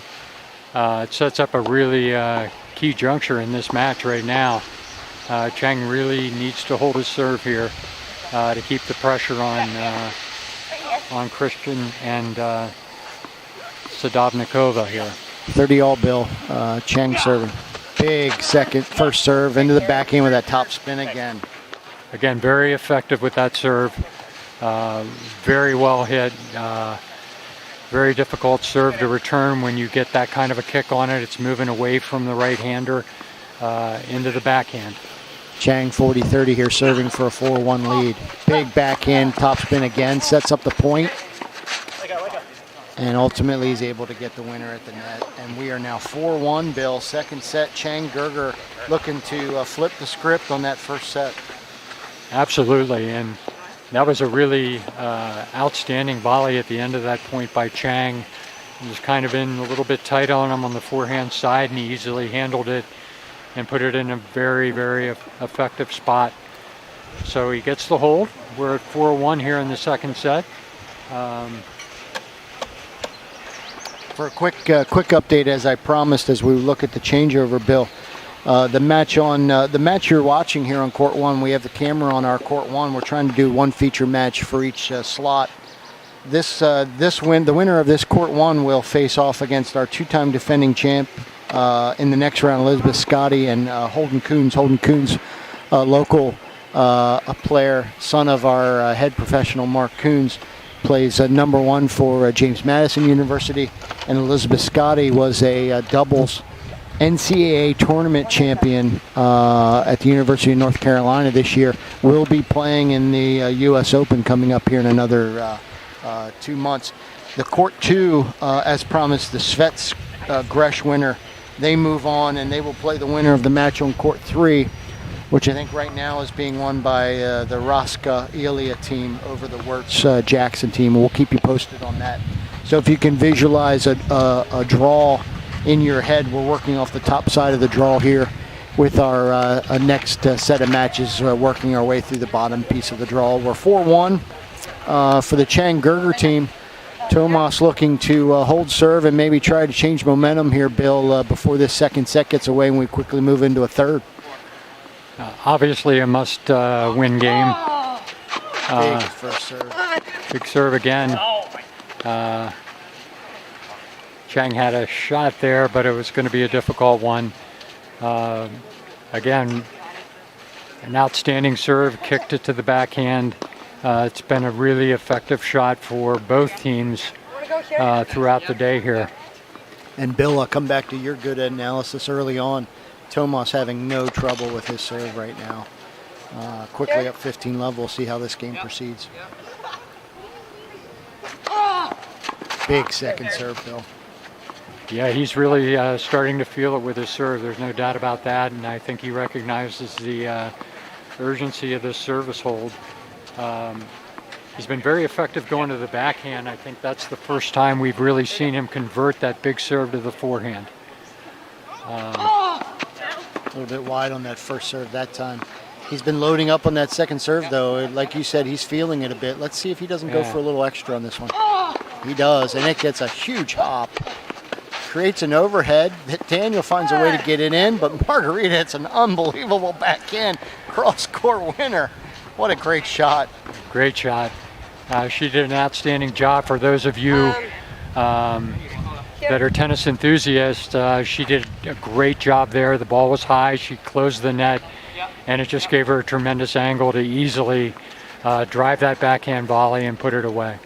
We're quickly 40 love, Bill. 1-4, 40 love here as Tomas looks to hold, and he gets that hold. And to your point, he knew that was a critical hold they had to stay in this set. He gets it, and we are now 4-2 with the Gerger Chang team serving. Interesting quick note here, Bill. Well, there's a cloud in the sky. Gerger couldn't be more happy. She's getting ready to serve on the sun side, and a cloud just came up, although now the sun just came back out, and she's testing the toss here. So let's see how that plays out with this service game. 4-2, Chang Gerger looking to hold to get up 5-2. Boy, you had to love that shot there by Tomas Christian. He got a shallow ball. He took that slice forehand and angled it in a way that made it almost impossible for the serving team to respond to that, and they easily win the point. Gerger serving on the sun side down love 15. Good first serve. Daniel gets a put-away shot at the net, and he just does get it. Tomas didn't quite get there, and we're 15 all. Great touch volley there. Very much so. Daniel's missed a few of those touchy-feely volleys, but he got the winner on that one, and we're 15 all. They're talking about strategy, and I got to believe part of Ria's head, she's thinking, I just want to be able to see the ball when I toss it up here with the sun back out. She gets a good look and gets the first serve in. Looks like she's taking a little bit off of that serve, actually, because of the sun. But now they're at a 15-30 deficit here. Yeah, I don't know if that was a bad hop, Bill, or Margarita took a little off of that second forehand, and Ria didn't come in a step to get a good look at that. I'm not sure what caused that, but we're 15-30 with Margarita and Tomas looking to get a break. First serve is in. Tomas does a lob. They switch sides, and now we're in a little bit of a rally here. Daniel gets another touch volley look, and he nets it. Again, we've had 3 or 4 of those, Bill, that at key times have been big unforced errors. We're now 15-40, double break point, Bill. Yeah, and that could put them right back in this set. With the break here, they would be back on serve, and it would be game on. So it's interesting. We've had momentum swings that, really have happened in both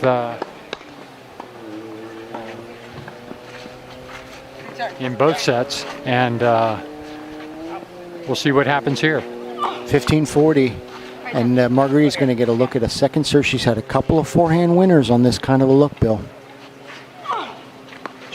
Great serve by Ria to the backhand. Tomas misses us a volley shot, which we had not seen that too often here. And now we're 30-40. Still break point for Margarita and Tomas. Looked like Chang got just enough on that volley to make it difficult for Tomas. 30-40, still break point.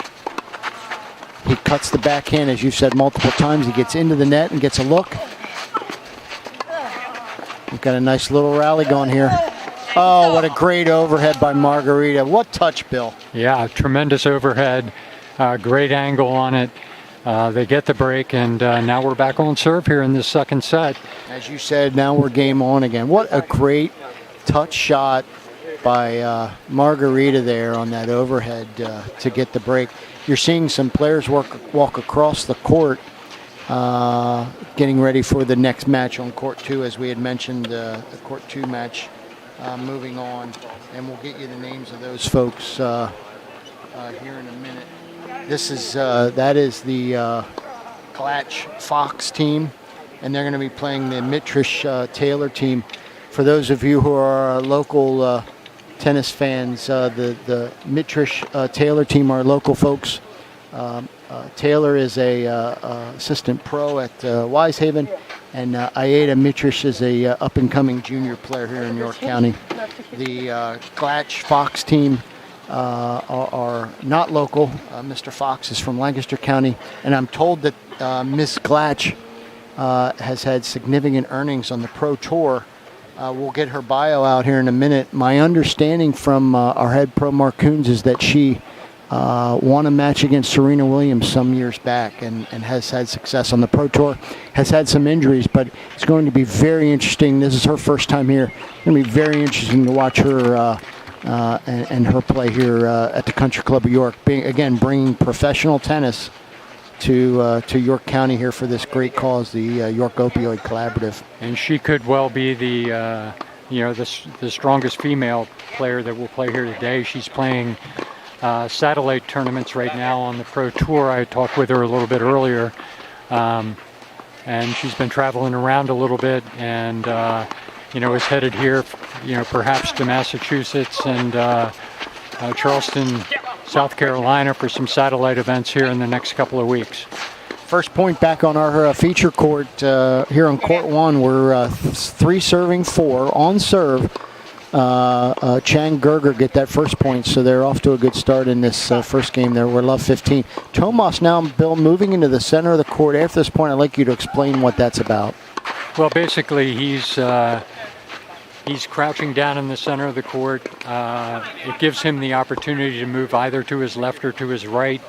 and the receiving team, isn't clear on which way he's going to go. So it creates some uncertainty as they're trying to hit that service return, and often works out to be very effective as it was on that point. Now they're doing the same thing here. And with his net skills, Bill, that's a new dynamic that would be interesting to see how Gerger and Chang react now. Right. And I think it's a really good strategy because the last service game that Margarita had on this side was what led to that, that 4-1 lead here in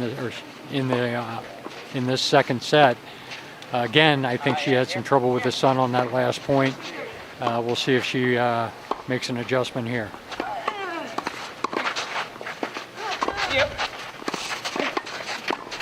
Daniel again goes for the touch volley. Tomas reads it, and then Daniel dumps the second volley into the net. That's been a recurring theme in this match, and we're back to 30-all.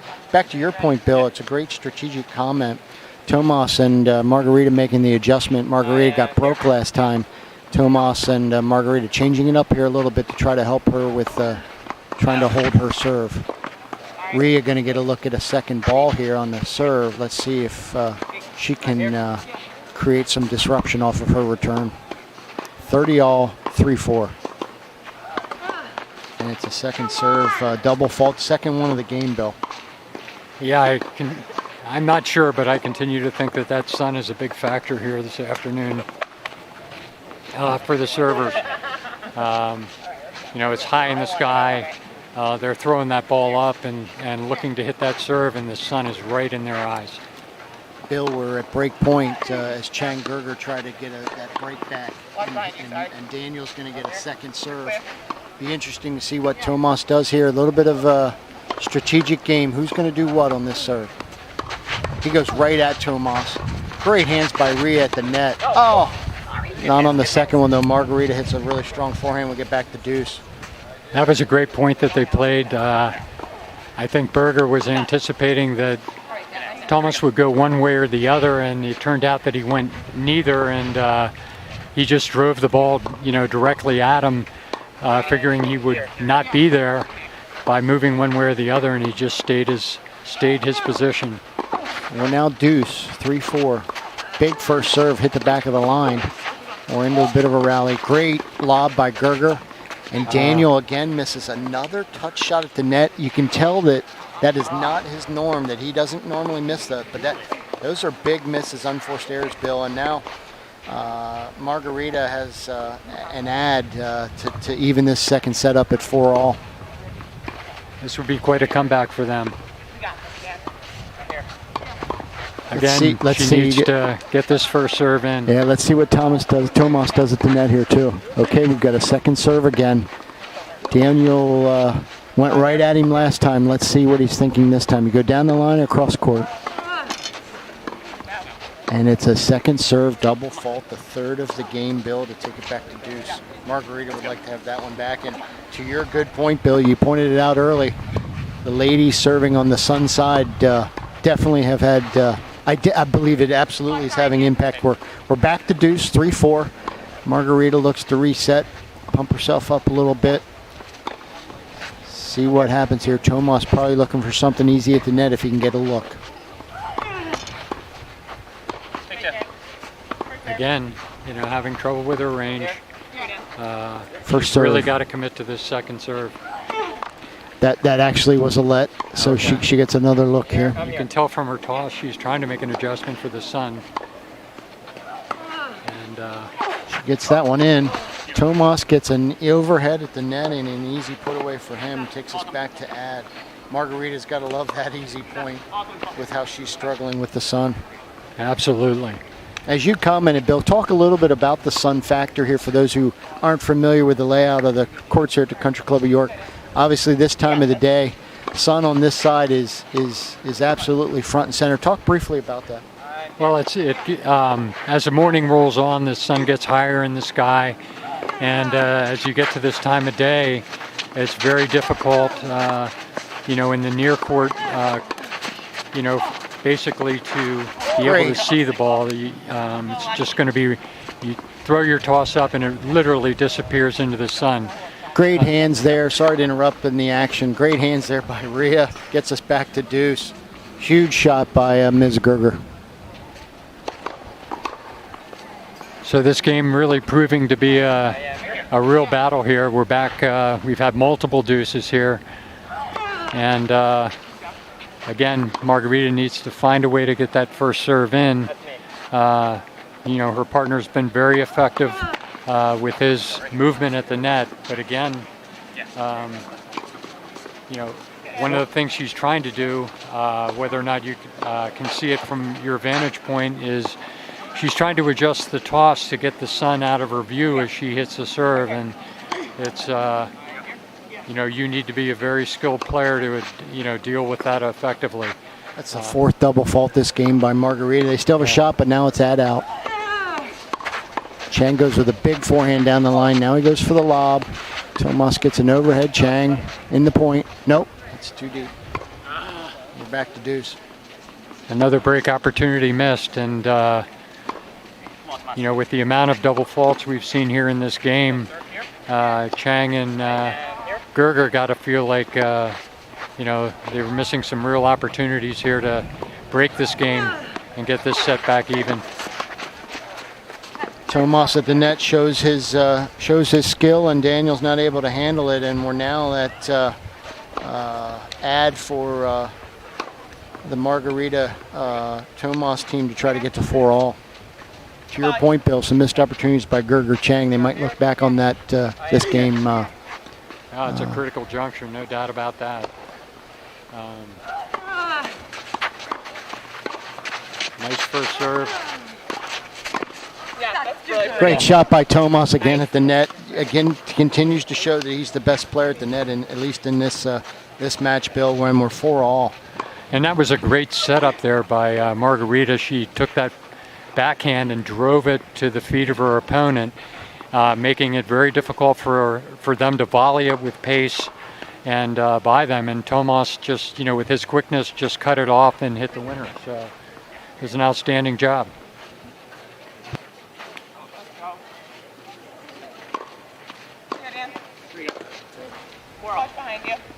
We're now 4-all, and as Bill and I had mentioned, we're going to have some guests throughout the day. We're fortunate enough to be joined by Dr. Howie, and we're going to let him introduce himself and talk a little bit about his background and a little bit more about the collaborative as well. Dr. Howie, thanks so much for joining us. Hey, thanks for having me. This is always a great event to have on the calendar every year. I'm the medical director of the York City Bureau of Health. I also work with York County as their health strategist, which means even with opioids, we also are dealing with COVID at the same time. So it's kind of multiple hats right now.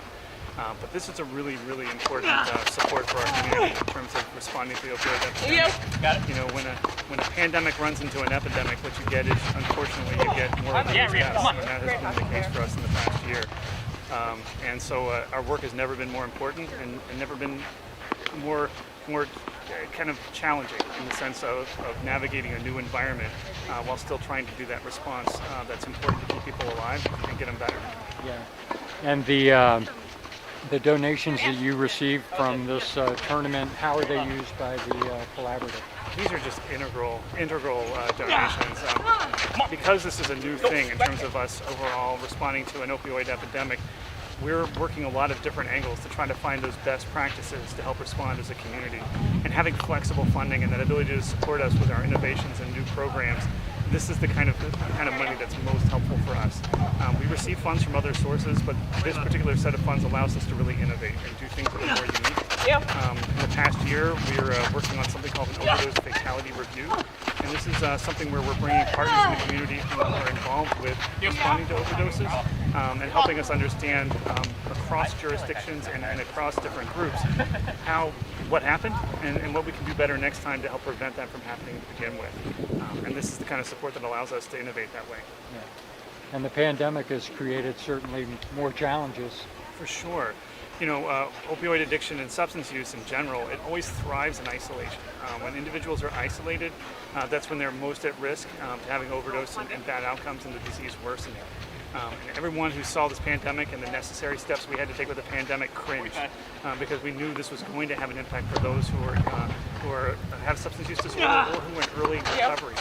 This was going to be a difficult space, and unfortunately it has borne out to be a problem. And certainly this community is blessed to have you and others that are working toward resolving this problem. And certainly for the committee here, it's been a labor of love. You guys are an extraordinary group. The collaboratives, more than any one person, for darn sure. Our executive director, Brittany Schutz, does a great job of herding cats a little bit with all the different groups and the partners that we need to work with. It's just necessary. I'm still a member of the board, and we just work with her hand in glove to try to get the work done. And like I said, the work that you guys do to help put this tournament on and help support us is just singular and exceptional. Thank you. So where do we stand here, Mark? I know we.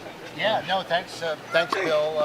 Dr. Howie, if he's kind enough to stay with us a little bit, we'd love to keep the commentary going, because this again is why we're here on the collaborative side. Back to the tennis. Chang Gerger. Chang had a fairly easy hold-in. We're now 4 serving 5. Tomas trying to stay in this second set. We'll be looking to get back to 5-all. Dr. Howie, talk a little bit on the collaborative side. We've got the sponsors and donations locally. We've promised throughout the telecast here early, for those who either are local or not, or can't make it out here today, how can they support the York Opioid Collaborative? Where can they go to give? Again, every dollar counts. Give a little bit of a plug, if you would, of how folks can donate if they're so willing. So we absolutely have a website, the York Opioid Collaborative. It's a very long-winded name. I have to take personal responsibility for making a long-winded name. But that allows you to do donations there. And there are instructions there, an address where you can send your donations to do that. We have a presence on Facebook as well, so you can find us in that space also. I'm not a social media guru, but I'll tell you, Brittany is. So she does a great job of keeping that up to date and helping keep our community partners connected with what we're doing, and helping them connect with each other. Thanks for that. Again, that's why we're here. We're so thankful we can put this event on for such a great cause. And thanks for sharing that. We'll continue to promote opportunities for those who can provide donations throughout the tournament here over these next 2 days. We're very hopeful that we can continue to grow the proceeds. Quickly in this game, 30-all, Tomas looking to hold on. Margarita dumps it over into the net with 30-15 now. But Tomas looking to hold to get to 5-all in this second set. Again, he's been very effective. Last time on this side, he pushed it again out to the backhand side. There into the forehand, and great return by Chang. So now we're at 30-all, so things are getting interesting. We'll see if he can close out this game and get the set back to even. Big overhead by Margarita. Dr. Howie, while we're in between points, give a quick glimpse, if you would, to the struggles of this issue of the Opioid Collaborative. What is it? What are opioids? Let's help people, viewers who may not, they hear the word, they think drugs. Help our listening audience understand exactly what it is we're talking about as it relates to opioids, the dilemma, and the collaborative and its work. So, at the risk of going too wonky, opioids are a substance that finds receptors in humans, and these receptors can be helpful in terms of stimulation of the receptors, can lessen pain, and so we use opioids in the setting of pain control in certain settings. They also give pleasurable sensations, and that hits parts of the brain that tickles a certain way, and it can develop and begin an addiction, trying to reinforce that and doing that over and over again. So, when used wisely, this is a substance that's very helpful, but unfortunately, humans are wired in a way that want to reinforce that positive experience, and people can get into trouble with them, so they have to be managed carefully. Obviously we have prescription versions of that, but also there's illicit substances out there. And for us, we've seen over the past 4 or 5 years, really fentanyl taking off in that space as a really potent opioid. We use it in the clinical arm, but what's being used in the community is not the clinical grade fentanyl. This is being done in different locations, created in different ways. And that has been actually a real challenge because of its potency. It is much more likely to have people accidentally overdose in that space, and that's led to some significant increase in overdose deaths. here and everywhere around our country, unfortunately. Quickly back to the tennis. We're 30-15 now. Now we're 30 all. Thanks for sharing that, Dr. Howie. Again, I think folks, they hear about these things, they read about them, but education has to be such a huge component about that. Talk about how you, through the collaborative and your team and the collective team, how are we working on education to help educate current users, but as well as the general public, so we all get a little more educated on this topic? Education is key when it comes to this. And education, prevention is always what you try to get to. So we have engagement. Public health partners, along with your opioid collaborative, are working with city schools and other partners in the community to try to help get preventative measures out there. I think one of the key things that folks with substance use disorder fall into the trap of is there's no hope. And messaging to the community for folks who do have this issue, and knowing that, look, there is help out there, there's support out there, and making that as low a threshold thing is really, really critical. Well, thank you very much for your insights here. Back to the action, just here for a quick minute. Gerger, Bill has been talking about the sun on this side of the court all throughout the second set. We are in a position right now where clouds have overtaken this section, and Gerger's found an opportunity now to hold. She's got add in 40-30 and get a chance to go to 6-5. We get to the crossover, we'll bring Dr. Howie back in. Second serve, double fault, and we're now at deuce. Yeah, back to deuce. Again, we're getting into, Gerger, the females serving here back to back. It's going to be a really critical juncture of this match. Both of them struggling with the sun. We have a little bit of shade going at the moment. That could have an impact here on how this set, finally unfolds. Margarita goes right at Daniel at the net. He didn't expect it, caught him off guard, and she gets the winner. And now we are at out, Bill. Chance to break for Margarita and Tomas. Yeah, and should they convert this break point, Margarita will have a chance to serve this match out.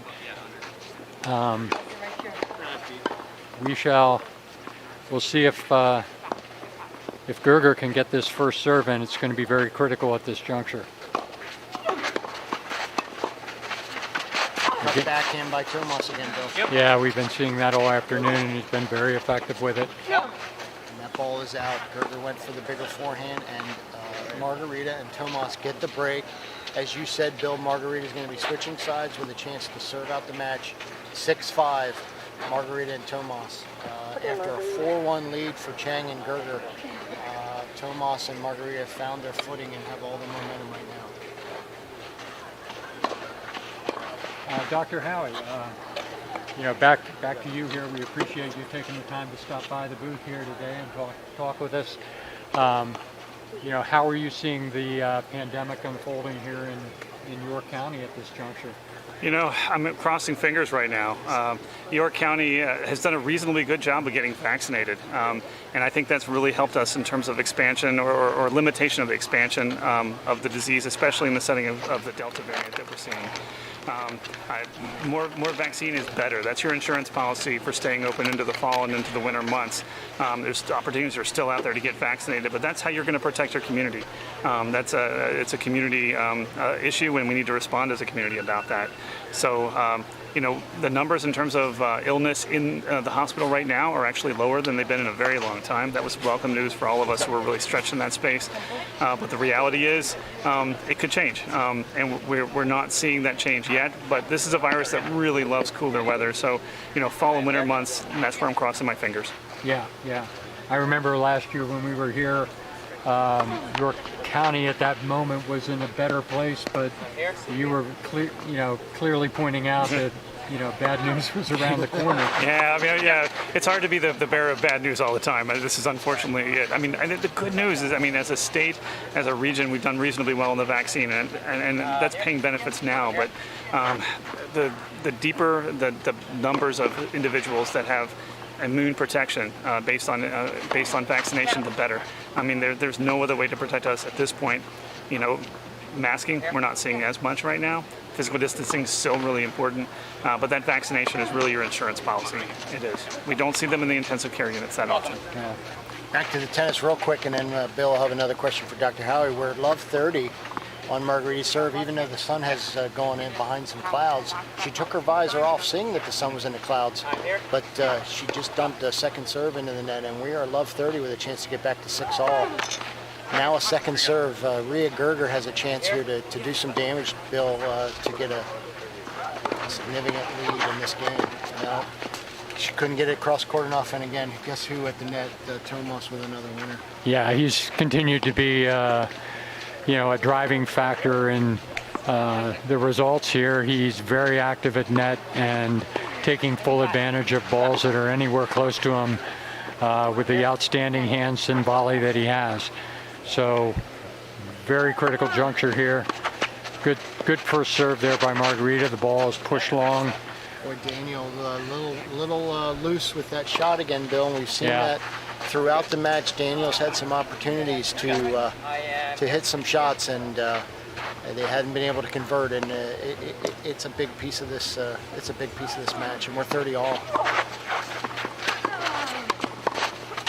Great hands by Tomas, but just a little deep. Yeah. I think if he had that one back, he would not have taken such a big swing at that one. But you're right. But so now we're out. A break point opportunity to get to a second set tiebreaker.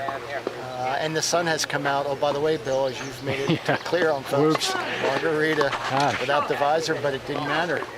What visor? We are. Daniel dumps one in the net, and we're back to deuce. And just there is just another example of, the activity that he has had at net, and his unpredictability and his movement, created difficulties for the receiving team. First serve miss. Again, the sun is out on Margarita's side. Let's see how that impacts this second serve. She's been moving that toss. Let's see her move it out more towards her forehand there. And was the call out? I believe that serve may have been out, Bill, but I don't know what the call was. I'm not going to be able to change the score on this one because I don't know.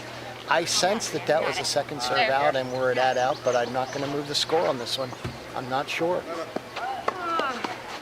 We're going to know here in a minute. Another loose point by Daniel, and that is the match. So that serve was in. Bill, talk to us about the results here. Well, it was an outstanding finish. We basically had Tomas Christian and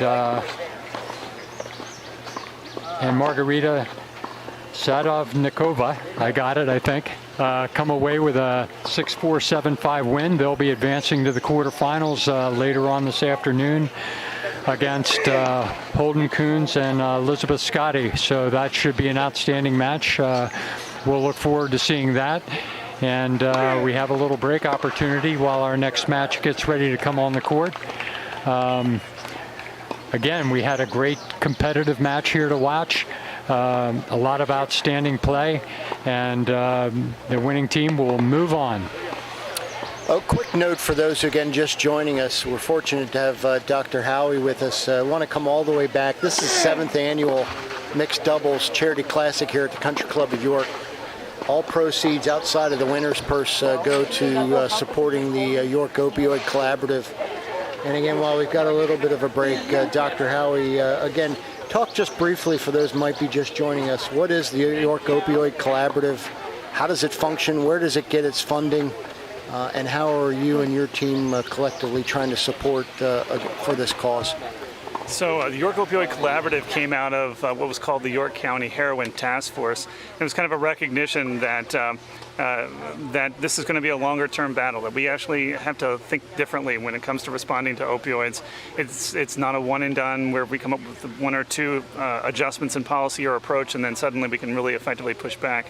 The opioid issue has really highlighted the importance of collaboration and working together across agencies, across organizations to respond. It's not just a health issue, it's a judicial issue, it's a human services issue, it's a family issue, a children, youth, and family issue. It cuts across all sectors, and because of that, it takes a collaborative response across all those sectors to do that. So really, at its core, it's groups of individuals who are are part of the community, both as professionals, also as community members, coming together to say what are the things that we need to do together to push back effectively against the opioid epidemic. Some of our key members are folks who are in long-term recovery who can help guide our processes and help point us in the direction of the most effective things. And we also look for evidence where the data drives us. So as a collaborative, we're really looking at where the data is in terms of the present epidemic, because it's different than it was 2 years ago and 5 years ago, and where do we go from there? Talk a little. It's a great comment you make there on following the data. Bill and I are big analytics guys. Talk a little bit about those trends. What are you seeing as you compare it to even 2 years ago? Is it a changing demographic? Educate folks on exactly what you mean by the changes you're seeing there, if you wouldn't mind. It's tricky to interpret some of the data just because the opioid epidemic was completely run into by our pandemic. And when you do that, suddenly you have patterns that shift based on now the new dynamics of how humans are relating to each other, and so much virtual and so much more individual isolation where you're going to be in your own bubble. That sort of thing had impacts in this space for sure. So things that we've seen older individuals in the overdose death category than we saw before. We saw greater diversity. It was very interesting. People of color, individuals of color in our community, whereas before the percentage was lower, seemed to bump up a little bit for unexpected reasons, and we're digging into that data to kind of sort through what's happening there. And the other thing that we're seeing on a positive level is year-over-year overdose data seems to show a little bit of a lessening trend. 2020 was, by all metrics, a very poor year for overdose deaths in our community. But our numbers this year, knock on wood, and when you deal with small numbers, they can change quickly, they're looking better. And I think that we're actually now beginning to execute on some of those things that we're already doing with best practices. If you go back 2 and 3 years ago, we were seeing a downward trend of overdose deaths. We were actually seeing a benefit to the community. We were seeing an impact. And then 2020 turned everything on its ear. But we're hoping to get back on that track, and the data says maybe we're moving in that right direction. Well, that would certainly be good news to hear. Where do you feel like the community needs the most improvement? I mean, where are your primary focus areas right now? So I think there's a couple of hotspots or areas where people are at greatest risk. And when you're moving out of rehab, when you're moving out of incarceration, those spaces where, as a person who has a substance use disorder, you've not been touching that substance, we need to create that as a safer space. And so a lot of our partnerships now are working in public health, but also with the judicial system to kind of figure out how can we best support those folks in that space to minimize that risk of that really critical period of reentry into the community. We're getting, we work with parole and probation, we work with the judicial system, with the court system. And these are all really key partners. The DA has been a core partner from the get-go from this. So all of those individuals recognize that risk. Our job is to create a safer space there. We're starting to get traction. The partners that we really see now coming to the fore, in addition to what I've already mentioned, are actually health systems. They're recognizing this is a really important space as well. It's not that they ever disagree with it, but I think this is just, they see that opportunity, that a consistent effort in these other areas. And now they have a partner that they can work with. We're getting expansion of medication-assisted treatment into the space. Huge supports are needed for that to make that effective. Those health systems are really stepping up, making it convenient and easy, reducing those barriers, and also taking care of the things that also get in the way. We think about addiction as this, it's just about the substance, but it impacts so many other areas. So housing, food insecurity, family dynamics, all of those are disrupted by that addiction, and we need to support all of those aspects for a person to successfully navigate, especially early recovery. So all of those partners are now at the table, and we're working with them both in the reentry coalitions for folks coming out of incarceration, but also in other spaces where people are able to get that urgent kind of stabilization as they're coming into early recovery, which allows us to get them to later recovery. Yeah, it sounds like having all those agencies on board, allows you more flexibility to, basically recognize where the problems areas are and then respond to them, effectively. Dr. Howie, for those who, again, are being educated through your talk here today, help those who might be interested in donating. Do all the dollars stay in your county? How would a dollar, Mr. and Mrs. Smith sitting at their home right now watching this, decide that they are going to be able to give, and they give $1, let's keep it very simple. How would that dollar be used? Where does a dollar go? And talk a little bit about where the funding gets utilized, if you would.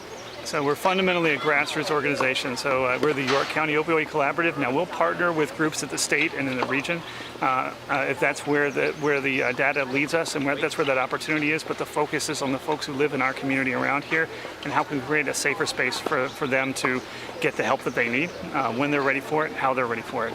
And so a dollar going to us is going to be to a very lean operation. You can take a look at our website for the partners that we have. These are the folks that are both in public and private. So some of it is going to be government-based organizations. Some of them are not-for-profits like us. Some of it are large health systems who want to partner with us now that they understand what we're doing and how we're doing it, looking for those opportunities to actually to create that footprint, to push back effectively in a local area. All healthcare is local. Those large programs that you see, and there are wonderful ad campaigns that are out there. But the reality is, when you're seeking care for whatever your healthcare issue, it's going to be executed locally, and that's going to be the people who know that community best and they can help you best. That's the secret sauce of the York Opioid Collaborative. It's really customized to this community, using best practices from everywhere, but then applying them in this very grassroots manner. Yeah, I mean, clearly I personally saw some evidence of awareness and education. I had a couple of surgeries recently, and they were very clear about taking you through education and making sure you understand that should you need to take an opioid, what the dangers are that are associated with that. So from my perspective, that's a small piece of the big pie, but clearly progress being seen. Yeah, I think we all recognize the role as medical providers that we play in that space. I mean, when it comes to opioids, they're an important part of the toolbox, but you got to use them wisely, carefully, with the right amount of oversight. And when it's not appropriate, you stop them. And someone, unfortunately, has developed an issue with opioid addiction in that process. You got to stand by them, you got to support them, and you got to figure out a way to help them as a provider. And I think that prevention is key. But the reality is, we're going to be dealing with this as an aspect of our world for a while. So knowing that, we got to have the systems in place to help individuals. Yeah. Dr. Howie, thanks so much. I know you've got a ton going on. We really appreciate you physically being here after all these years. You're so supportive of the event, and I know you're enjoying the great tennis. Thrilled to have you spend a couple of minutes with us helping the public understand what the York Opioid Collaborative are all about. If time allows, we'd love to have you back either later today or again tomorrow, just to continue to share this message and all the goodness of what the collaborative does here for York County. Hey, I'm happy to be here. Thanks for the invitation. I love good tennis, so this is a great opportunity for sure. It's getting better every year. Thanks so much. Thank you. Thank you. Thanks for stopping by. We appreciate it. And Mark, it looks like we're warming up here. Get Groft. Oh no, I'm good to do it, but get Groft. Let's get Groft. Yeah, Bill, we are on to that next set of match. Let's take a quick break here and update our scoring with the teams that we're going to be dealing with. I think we have a local flair as well as some folks who've been with us for a long, long time. So we'll get things updated. They're just getting warmed up here on court one for our second match, and we'll keep the speakers coming as well. Thanks so much. Please hang in there with us. We'll be back in a moment.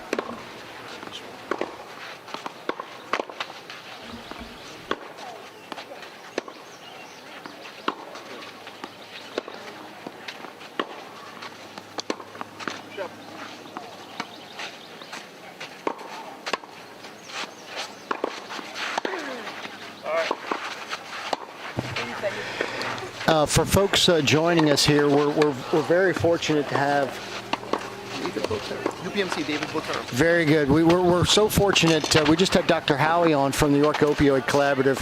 We now have a special guest from UPMC.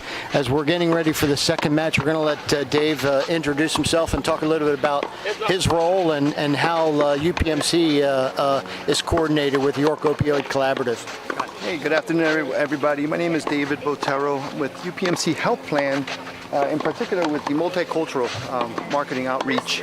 And to be honest, I'm both blessed and proud and privileged to work for a company that prioritizes health and healthy living and really thinks about community outreach and investing in our communities. And that's what this is all about today. You know, we are engaging in doing something healthy, fun, and being outdoors, enjoying the sun and our families, exposing and demonstrating our athletic abilities, and of course being involved with such a deserving event and such a deserving opportunity to just make a difference and an impact, a positive impact in our communities.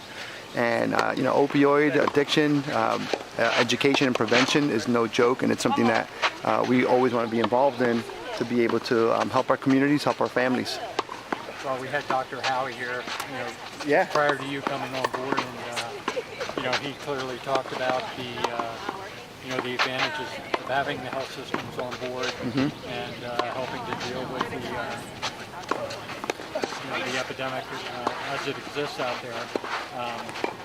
So how did you get involved with this particular tournament? Yeah, in a lot of different ways. So with the UPMC health plans, marketing department, we're always involved. There's multiple actually events going on throughout Central Pennsylvania at the moment, and great opportunity to just be out and enjoy the day, not only with my family but with some new friends.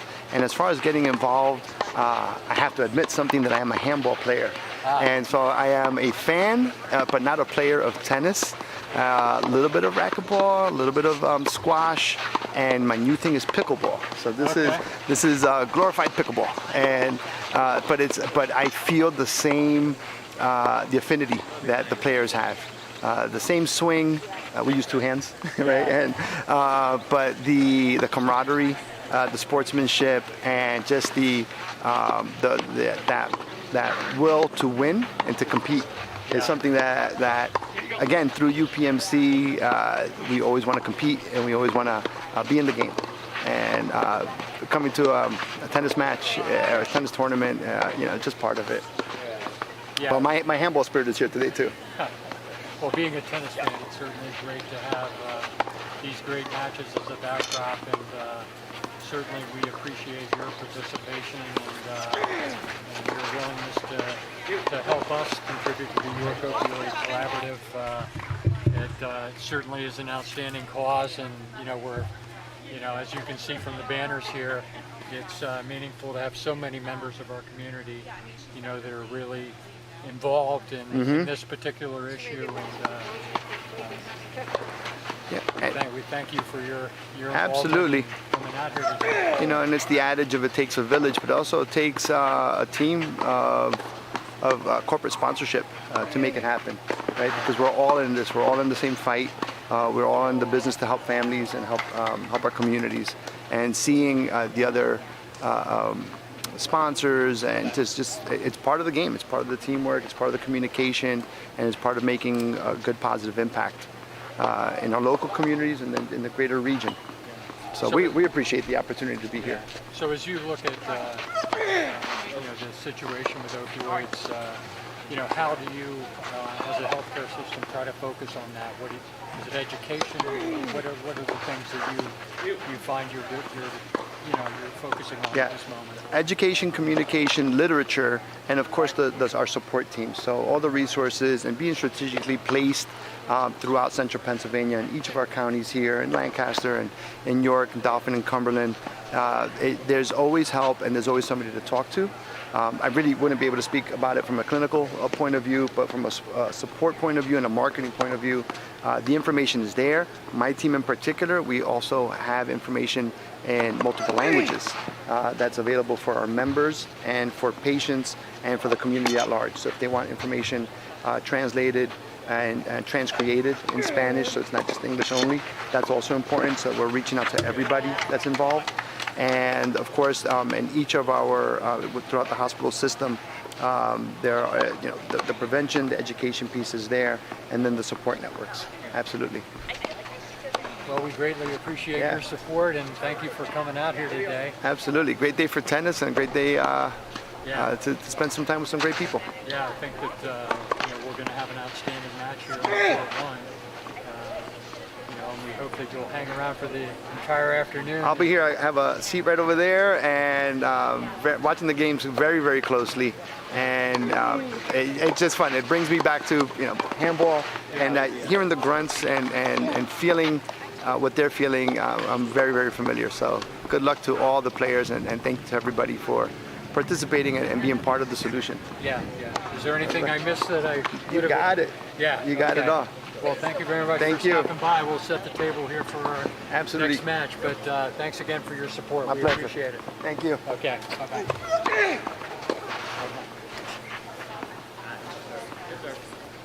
We're about ready to get into our second match of the day here on Court 1. This is a match I've personally been looking forward to. We have two outstanding teams here. As Mark said, one with a local flavor. With that said, I'm going to basically turn it over to Mark. He's going to set the table for the participants we have coming up here in this match. Mark? Thanks again, Bill. Appreciate it. So, yeah, we have a very interesting match. I might tell you that this might be the most competitive first-round match that, from an expectation standpoint, that we would see. On the opposite side of the court, I'm going to start over there. We have Punch Maleka and Charlotte Sikora. Punch and Charlotte have been longtime supporters of this event and are, I would argue, probably the largest fan favorites throughout this tournament over the years. Punch is a former player and coach from South Africa, now resides in King of Prussia, and he runs the 1-2 Punch Tennis, which is focused on building the game of tennis by developing players at the grassroots level all the way up to world class. In 2000, he managed to reach a career high of 619 in the world in ATP singles, and I'm going to let Bill talk about how phenomenal that is. To reach into the around 600 is really unbelievable tennis. We'll talk about that in a little bit. He's recorded wins over such named players as Jurgen Meltzer, Tommy Robredo, Young Yoon Kim, winner of Asian Games, and Kevin Anderson, who has had great success on the tour as a South African. He has a great passion for the game of tennis. It's afforded him opportunities that he's forever grateful for. He's met an unbelievable number of people, and the impact it's had on his life. As it relates to the collaborative, why it's important to him. Growing up in South Africa, saw firsthand how families can be torn apart by the issues of opioid abuse. In this moment in time, nothing more important than to be able to support each other. His partner, longtime partner, is Charlotte Sikora, originally from France. Came to the U.S. in 2002 on a full scholarship to Oklahoma City, the Cowboys. Transferred to Flagler College in St. Augustine, Florida, where she played #1 singles and doubles for 3 years. She's currently a coach in Philadelphia, works at Marion for the last 5 years while still competing. Took a year off, traveled to Bali, which in a way changed how she sees life. She's currently director of rackets at Radley Run Country Club in Westchester, PA.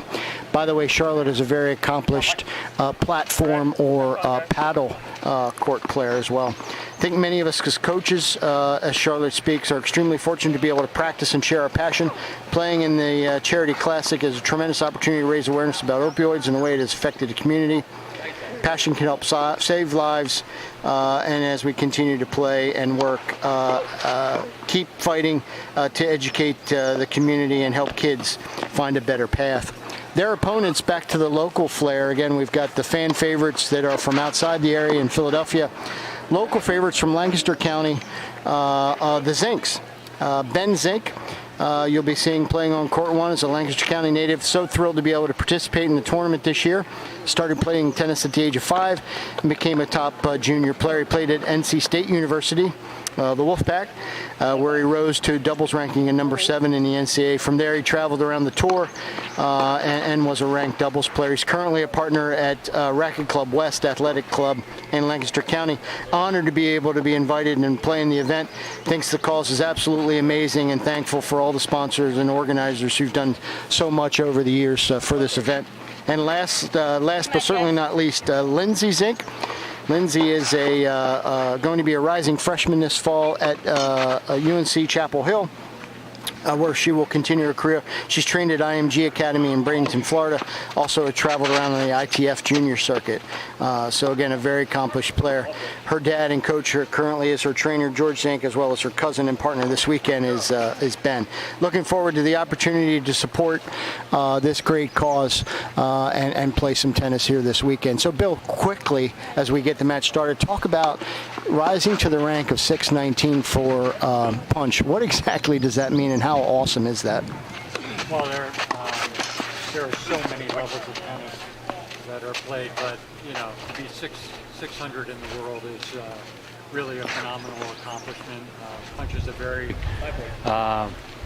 accomplished player. Clearly a very strong doubles player. He's got the whole repertoire, a variety of shots. You'll see them in full evidence. He's got great hands here today. Punch and Charlotte were actually the first winners of the Charity Classic back in its inception, and they've been here every year supporting this great cause. And as Mark alluded to, they're fan favorites. So we certainly have what it appears to be, a possibility of a great match here. Great hands there by Ben. Yeah. That's a nice winner right out of the gate here, Bill, as we get started. Punch on serve, 15-30. As we get this first game going, it's going to be interesting again, as we talked about in that first match, as these teams develop strategy.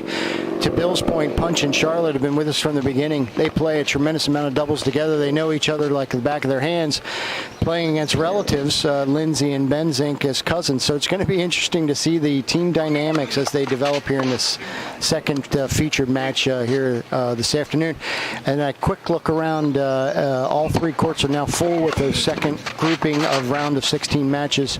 Did that catch a line, Bill? It did. Ben with a backhand down the line winner. Ben Zink off to quite a nice start in his debut in our tournament. Yeah, and we were immediately right out of the chute here. Punch is faced with a double break point, and the Zinks could be off to an outstanding start here. Punch went for the winner out wide. It was no good. So Lindsay Zink going to get a look at a second serve here.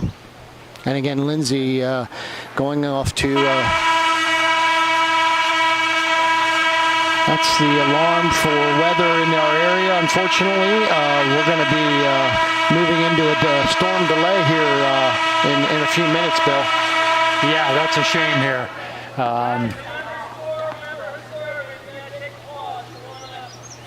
We'll be shut down here for probably at least the next 25 minutes or so until whatever weather there is in the area clears, so that we're don't have any potential for injury from lightning or anything like that. So we're fortunate. We are headed into a break, but we're fortunate, as we've talked about, we're going to have guests throughout the day, both days.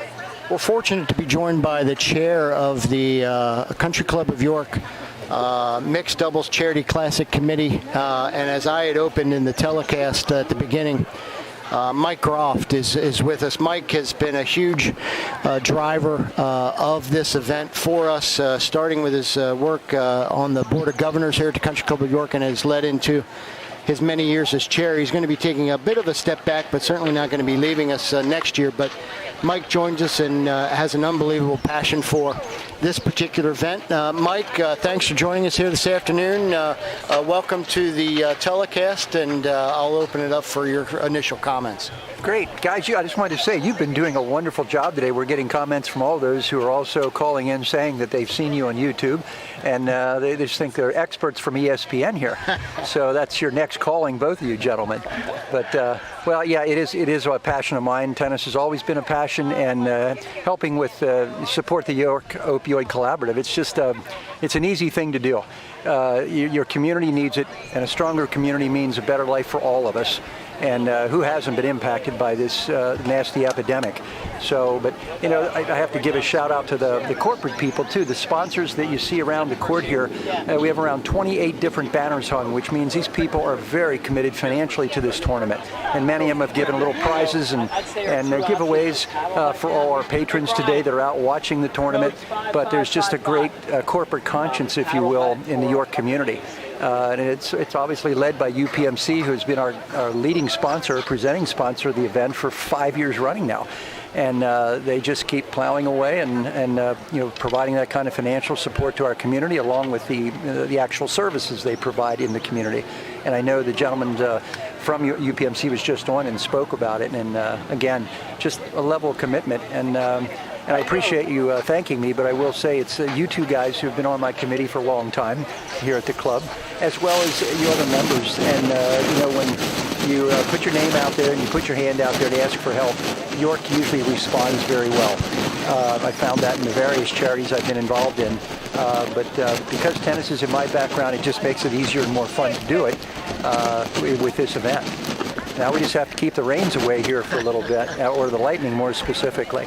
Yeah, I was kind of surprised from our vantage point. It didn't look like much of a weather issue. We still kind of have the sun out here, but the equipment's telling us that we're on pause. So Mike, you've been, certainly Mark, myself, we've been involved on the ground level since the beginning, and we've seen this thing really grow and the quality of the play improve. I'll say. Tell us a little bit about how the whole thing's evolved and some of the major things that we've done over the years to improve the success of the event. Yeah, I think the first year, 7 years ago, we started this more or less as a challenge by the board to say, hey, could you guys run a tennis tournament and raise a little money, maybe for the Cancer Awareness Fund? And Mark Coons and I went to the Pennsylvania State Tennis Championships at Aronimink, and we took Brian Danahy along, our new general manager at that time. He was brand new. And we showed them what a big tournament looks like. And we said, yeah, we can throw something together. Well, in 4 weeks' time, along with Punch and Charlotte, who have just been delayed on court one, we put together a quick tournament. And I think we raised around $3,000 the first year. And the second year, we did another round for cancer awareness, and that brought in $8,000. And at that point, we sort of looked around the community. Of course, we've been hearing about this opioid situation. And it was clearly the one thing that needed a lot of help. It needed exposure. It needed awareness, most of anything, I think, because most people feel that the opioid crisis, the feeling was, oh, well, that's an inner city issue, et cetera, et cetera. But it's not. It affects anybody. It affects our kids in school, particularly in the athletic side, where prescriptions were given perhaps a little more liberally than they should have been at times, and it just became an unbelievable problem that we all know about now, to the point where the President of the United States declared it a national epidemic years ago now, 3-4 years ago. So and we just took the ball and ran with it. The membership agreed, the board agreed that it was an event that we should continue to have because it also blends in with the country club's strategic plan to be a good partner in the community that it thrives in, which makes perfect sense. But anyway, we brought some more larger sponsors in. It was a natural to bring in both hospitals and Highmark because the opioids are obviously attacking them as well from a patient standpoint, their emergency rooms, their recovery rooms, and that's ongoing patient care as well. And lo and behold, about the same time that we embarked on this, the organization called the York Opioid Collaborative was formed and really had their act together with a committee of various people that Matt Howie had put together, Dr. Howie, who spoke earlier.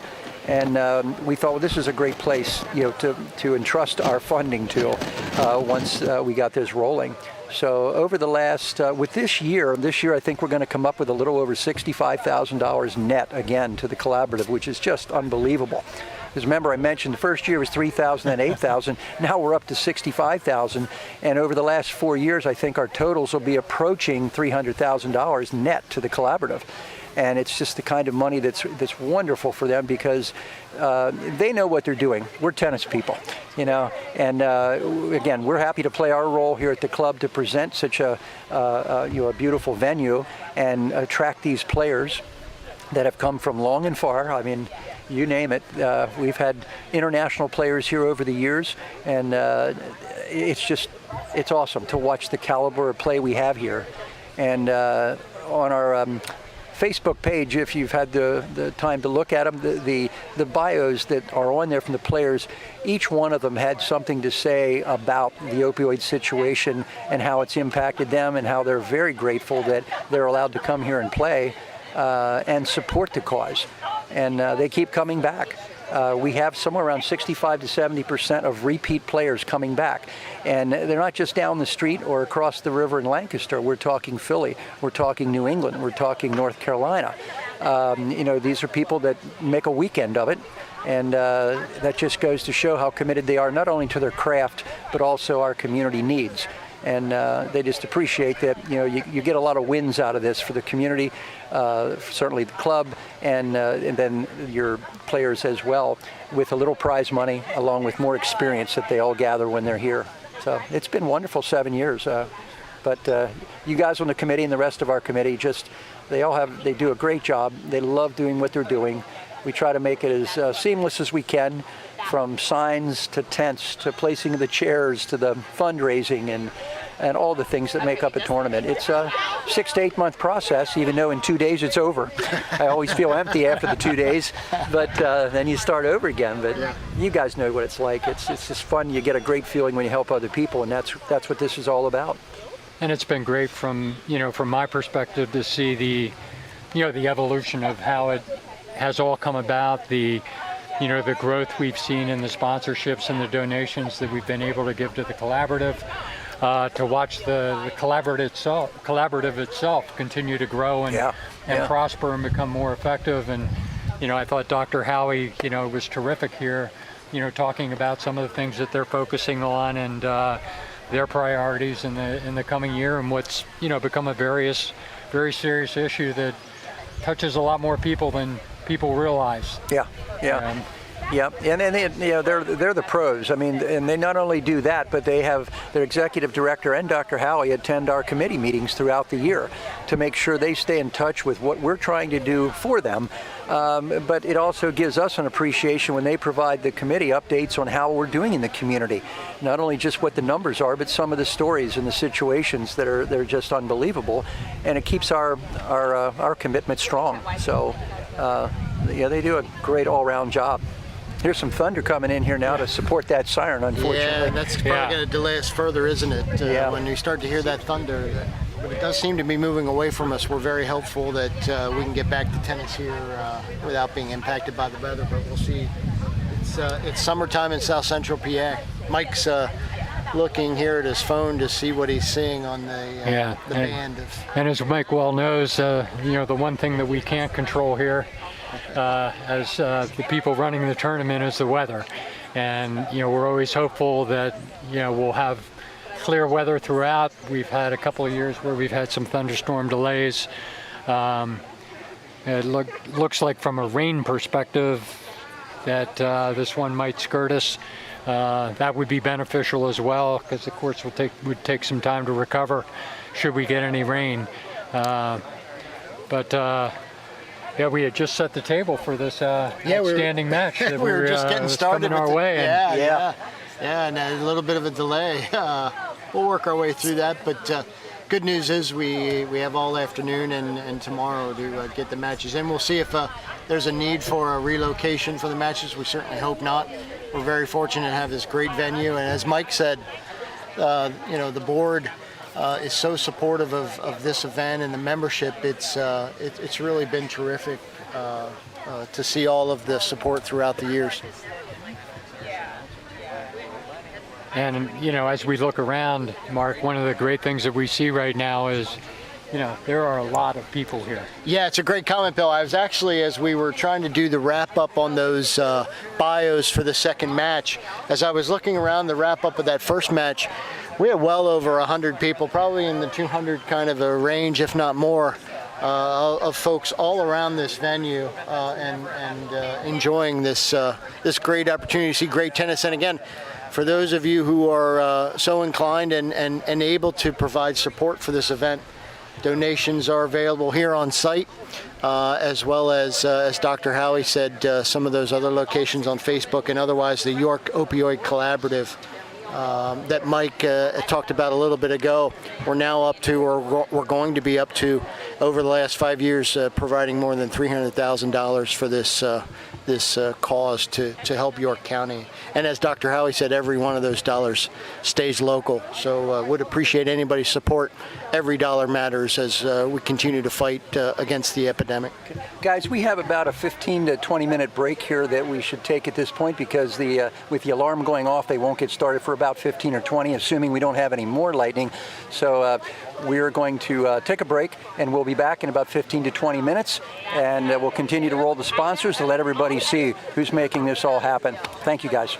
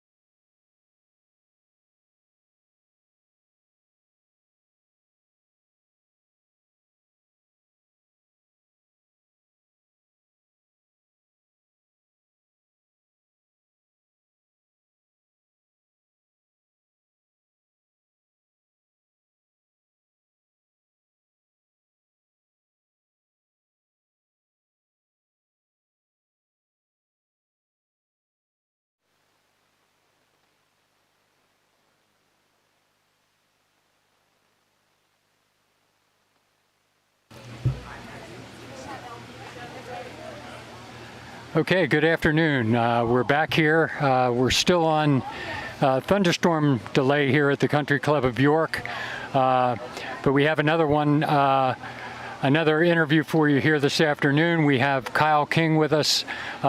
He's the chairman of the York Opioid Collaborative.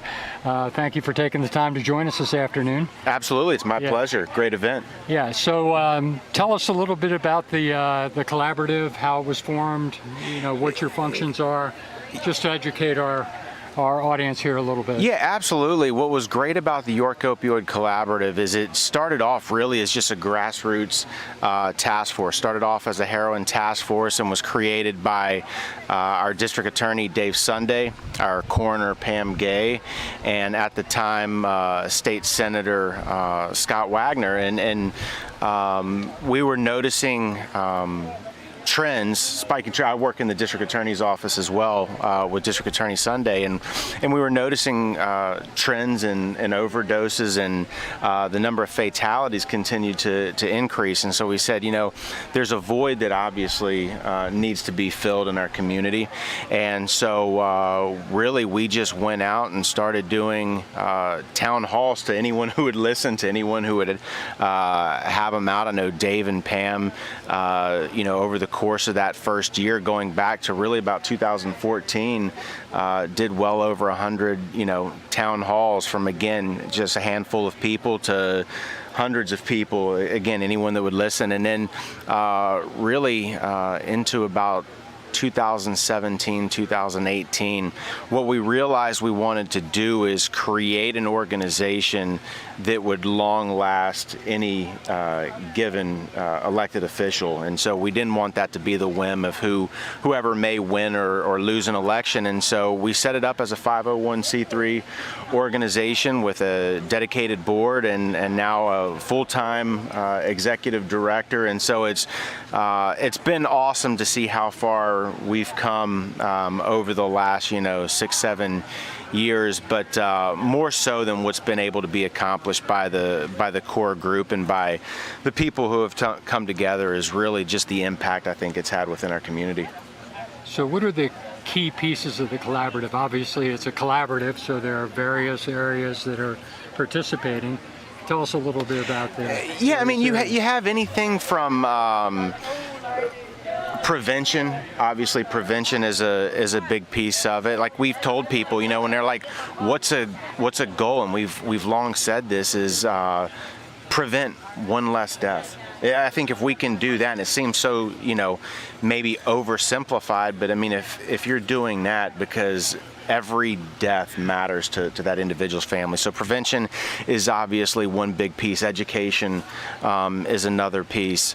When you talk about where we come from a law enforcement legal field, that's also been a piece because of the complexities that come along with the criminal justice system and law enforcement. And going back to kind of how it was created, just the buy-in that we were able to get from our law enforcement community. So, for instance, the drug naloxone that all of our law enforcement officers in York County carry, we were only the second county in the state to have all of their law enforcement agencies buy in and do that. They don't have to do that. And we put so much on our law enforcement officers each and every day, and they volunteered to do that because they knew it was important, and they are oftentimes the first one on a scene. And so it's things like that. But and again, going back to a collaborative approach and what we've been able to do, I think it's through relationships that each individual has, as we've been able to break down those silos and really function in a more holistic approach, if that makes sense. Yeah, it does make sense, and I think it probably gives you a lot of flexibility having the various entities on board to deal with what's constantly changing. Absolutely. Yeah. Absolutely. Particularly the deadliness of the fentanyl and the impact that's having on deaths. And that's the thing, throughout the course of this journey, it started off to where it was, maybe abuse of prescription narcotics, and then it came in, and then it was heroin, and then you started seeing, fentanyl mixed, and now we're seeing a majority of it is, fentanyl, and you've seen, the different analogs and different things like that. And so it's just, again, throughout this, ride over the last, 5, 6, 7 years, just even the difference in the toxicity and the deaths and things like that. And so it's ever changing. Yeah. It is ever changing. And right now, what's the single, if you had one thing to say is the single biggest challenge you're facing, as a collaborative, what is it right now? Again, I think it's just from my perspective, and maybe again it's just because of what I do full time, but I think it's the availability of the drug and how easy it is, unfortunately, for people to get their hands on it. And so it's just, it all goes back to education and prevention and just making people aware of how easy it is, and not only how easy it is, but you never know what you're getting. You could get the same thing from a same dealer today as you did yesterday, and there's no guarantee you're getting the same product. It's just and so just educating people to how deadly it really is. It's amazing when you read the statistics, how many casualties there have been from this, this epidemic.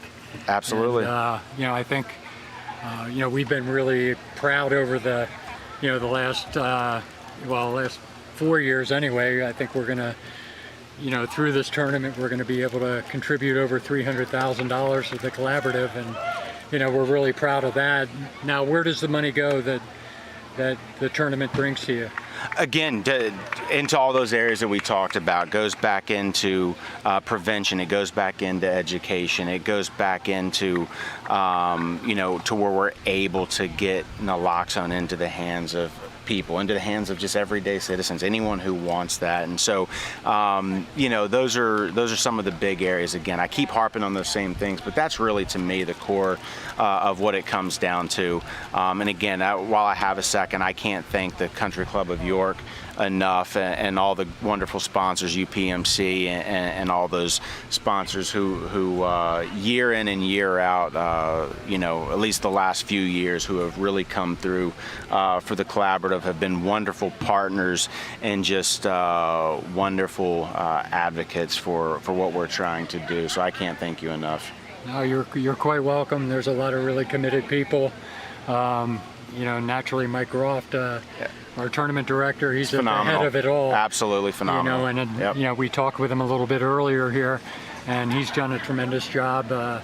Mark and I serve as, committee members, and the committee members don't leave. We just keep, wanting to basically support the cause, and it's just been terrific to be part of, and I'm glad that it's been a big benefit for you. Oh, absolutely. Like I said, and again, understand you guys don't have to do this. The members of this club, the businesses in this community, they don't have to do this, but you've continued to step up, and we can't thank you enough.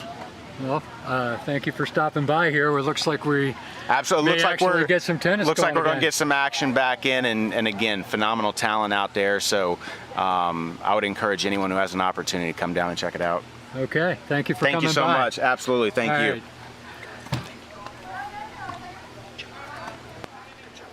Right. Okay, it looks like we've come through our rain delay here.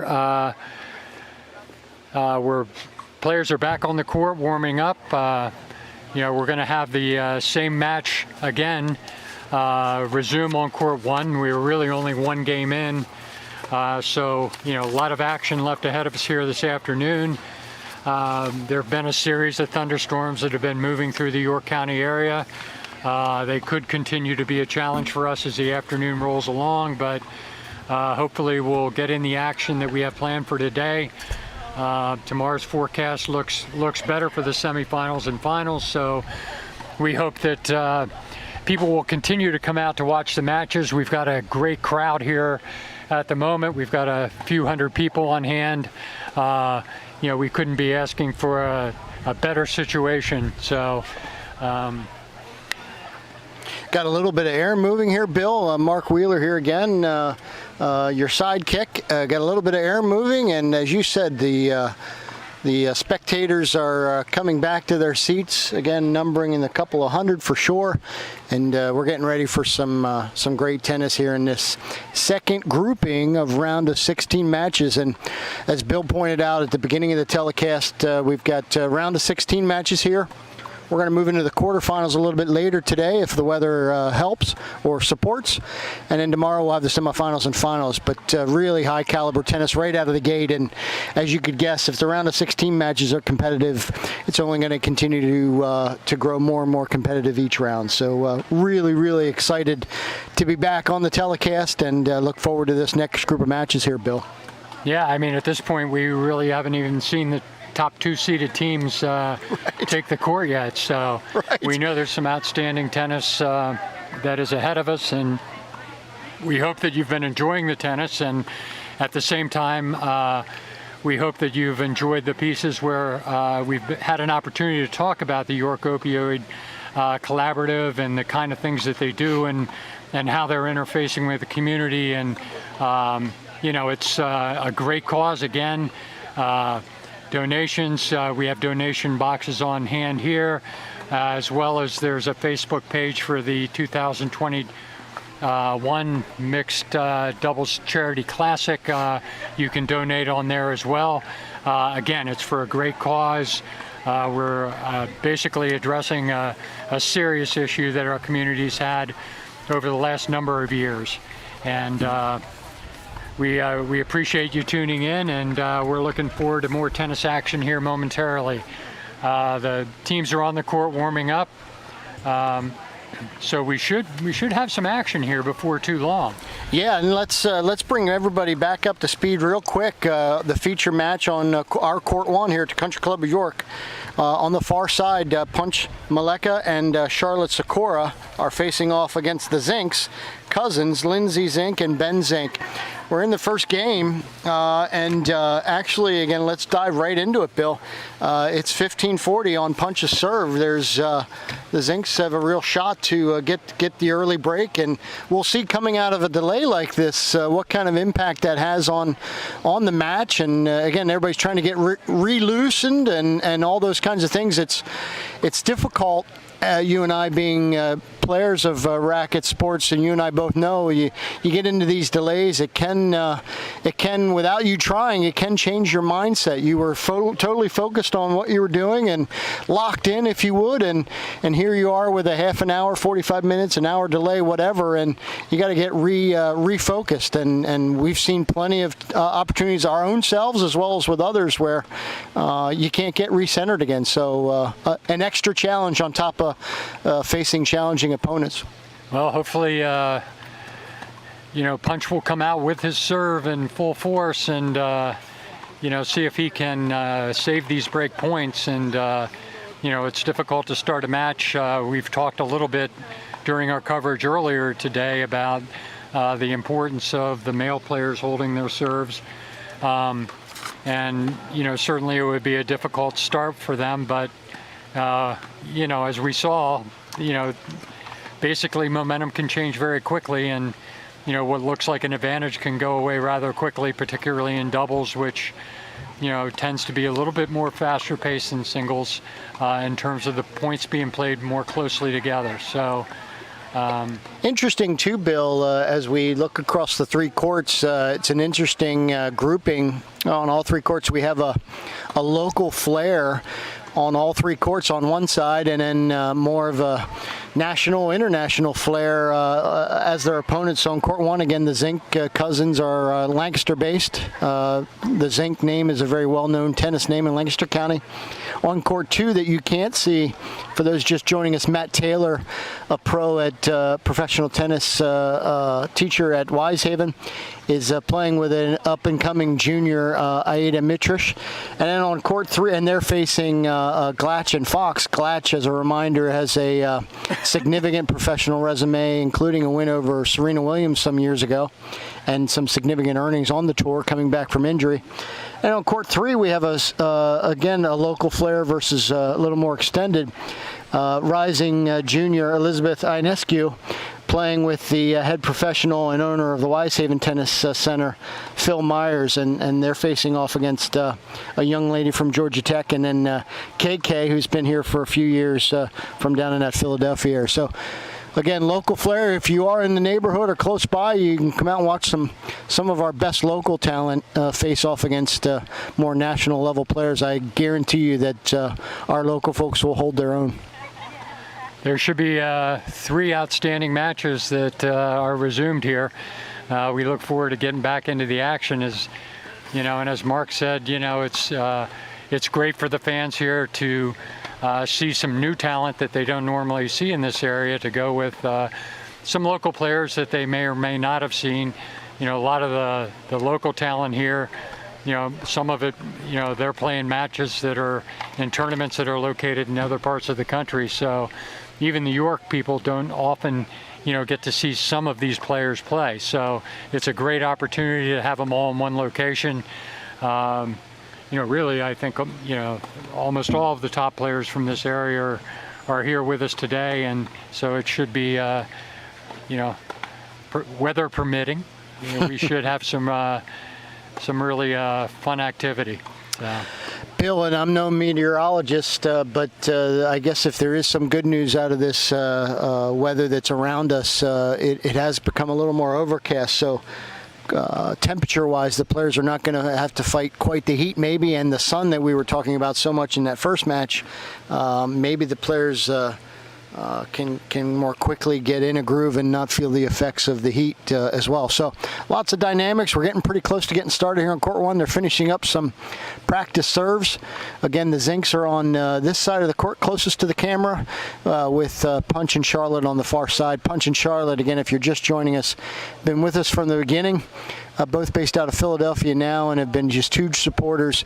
You'll hear some clapping throughout. They are definitely fan favorites given all of their time here and the success they've had, as well as how near and dear the Opioid Collaborative is to them and how supportive they've been. So really, really looking forward to these matches getting started. Court 2 did just get started, and Court 3 is getting close as well. So we'll keep you posted on all the scores as we go. Finishing up the round of 16 matches, and then hopefully later, weather permitting, as Bill said, we'll get into the quarterfinals.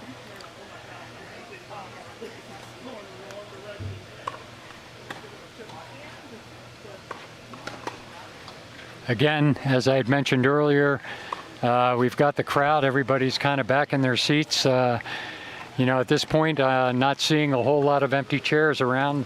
You know, people seeking shade and a good place to watch the matches. So it's a little difficult to handicap this match here, Mark, until, you know, we kind of get going a little bit. They're players we're familiar with, but yeah, you and I have seen Punch and Charlotte a number of times.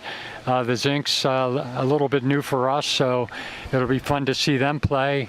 And Lindsay, you know, certainly she's headed to arguably the top tennis program in the country at UNC at Chapel Hill right now. You know, we'll see one of her future teammates in the quarterfinals with Elizabeth Scotty taking the court, but. You know, yeah, you're right. There's a dynamic here for sure. Again, Charlotte and Punch are the veterans, if you would. Ben obviously has a tremendous amount of experience, but Lindsay, brand new, just graduated high school, coming up from IMG. Those who are sports fans in any kind of sport certainly know that IMG name coming out of Bradenton, Florida. So we know she's had great training.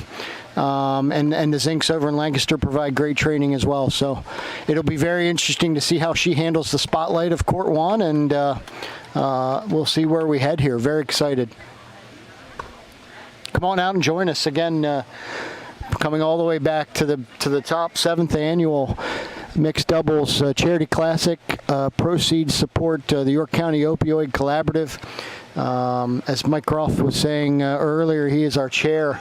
After this year's earnings have come in and the proceeds are given to the collaborative, will be up over $300,000 that the sponsors 4-year period. In a 4-year period for this great cause. So nothing but headed north from that standpoint. Really looking forward to it continuing to grow. If you're looking for opportunities to give, as Bill said, look on the Facebook site. If you're local, please come out and give a donation. Every dollar matters. Every dollar absolutely matters in this fight for our community. I think that was the last serve. Punch looked like he let that one go, and he's going to say, I'm ready. Court 2, Aida just missed a backhand down the line, trying to take a shot there. Looks to me, Mark, like we're just about ready for action. And if I'm not mistaken, Bill, where we left off prior to the alarm going off was 15:40. So we've got Punch a little bit on the ropes this first game, looking to get a serve off and see if he can get back in this first game so they don't get broke right out of the gate. One of the things that I've noticed about Punch and Charlotte through the years is essentially, they work very well together, and Punch is very active at net, has an outstanding touch. I'm sure we're going to see some of that as the match rolls on, and I'm sure we'll see a lot of special play out of the Zinks as well. Yeah, your point's a great one with Punch, and you and I both know, and Charlotte. Yeah. Their demeanor never changes. Throughout all these years, whether they're winning or losing, we've never seen a demeanor change. Yeah. Throughout. 15:40 first game, no big deal. Here we go. Here we go. Getting started. First game, everybody, we're back. Live tennis. First serve out. Lindsay's going to get a look at a second serve, chance to break.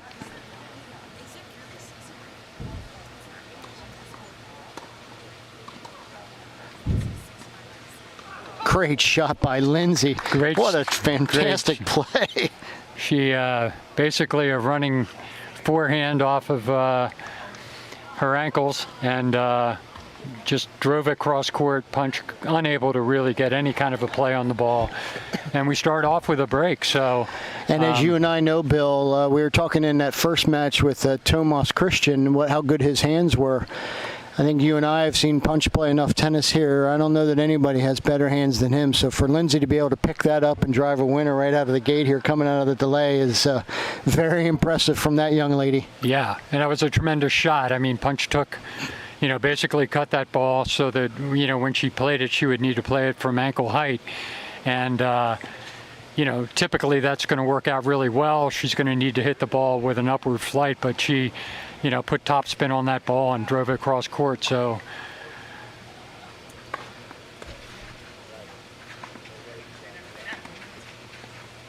great get by Ben, but Punch drives one down the line. Lindsay wasn't sure if it was going to stay in. It did. So Punch and Charlotte look to get that break back early. Love 15. As you said, we know the Zink name from Lancaster County. I've not seen Ben play myself. Obviously, an accomplished player in his own right. So it'll be very interesting to watch him try to hold serve here out of the gate. We'll see how this plays out. That was a great serve there. Charlotte unable to make a play on it. So again, they're off to a very strong start here, putting the pressure on Punch and Charlotte here in the early going of this match. 15-all, second game.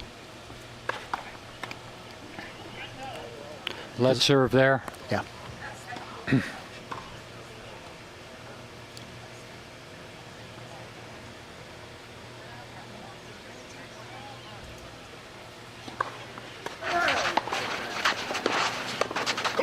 Wow, just a tremendous backhand volley put away. Look at that close, Bill, and the absolute depth on that shot.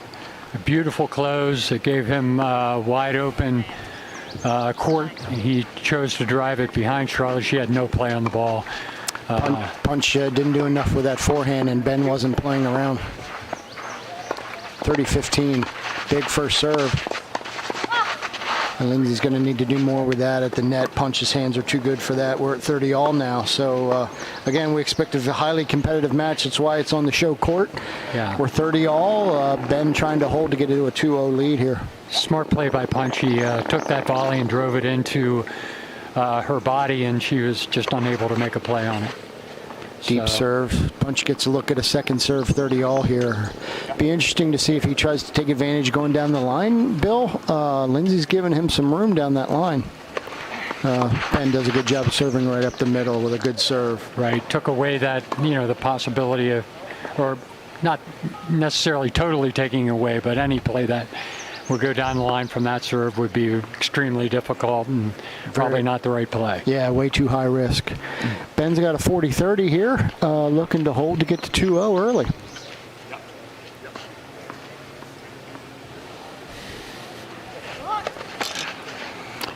Charlotte will get a look at her first second serve here. It'd be interesting to see if he goes with the, the spin serve into the backhand, driving her off the court again. He does. He did. Very tough serve to handle, Bill. And again, that's the service hold, and the Zincs are off to a 2-0 lead here in the first set. And now we'll get our first look at Charlotte serving. As my recollection is that she has a pretty strong serve, and Punch is typically, very, very active at net, so should be fun to watch.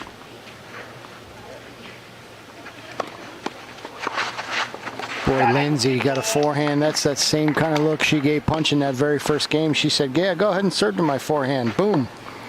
Love 15. Charlotte's going to look for Charlotte to make an adjustment to go to the backhand on serve next time there. Yeah.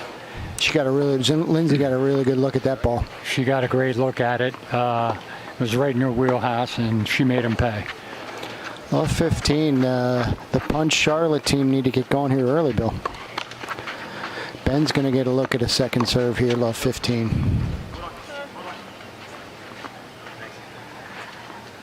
Little delay with the ball coming on their court. We'll see if that has any impact. Tremendous volley by Charlotte. Great shot to stay in this game here early, 15 all. That was a very nicely played. Saw the alley opened up her racket face, took the ball down the line. Well done. And as we were commenting earlier, these two players are very seasoned. There's nothing they're going to see here today that they hadn't seen before. Unbelievable shot by Ben Zink. Unbelievable hands, Bill. That was a great anticipation of the shot. He got a tremendous jump on it, but then to take the ball off his ankles and take that kind of an angle cross court, just a terrific shot. Punch has hit that shot here, I dare say 100 times and won probably almost every one of those points until now. He's going to get a look at a second serve at 15-30. Early trouble here for Charlotte and Punch. And this is a little bit of a, for those of you that were watching some of the earlier match, it's a little bit of a change here. The Zincs are absolutely driving the ball from both sides. Whereas in the first match that we saw with Tomas Christian, he was, going heavily to that slice backhand, but not the case here. The Zincs are bringing the heat. So it's 15-40, Bill. 15-40. So we're looking at another break possibility. Double break point. Lindsay gets a forehand. And Punch was very active on that point. Look for Punch to continue to make adjustments throughout this. Again, they've been through a lot of different kinds of matches.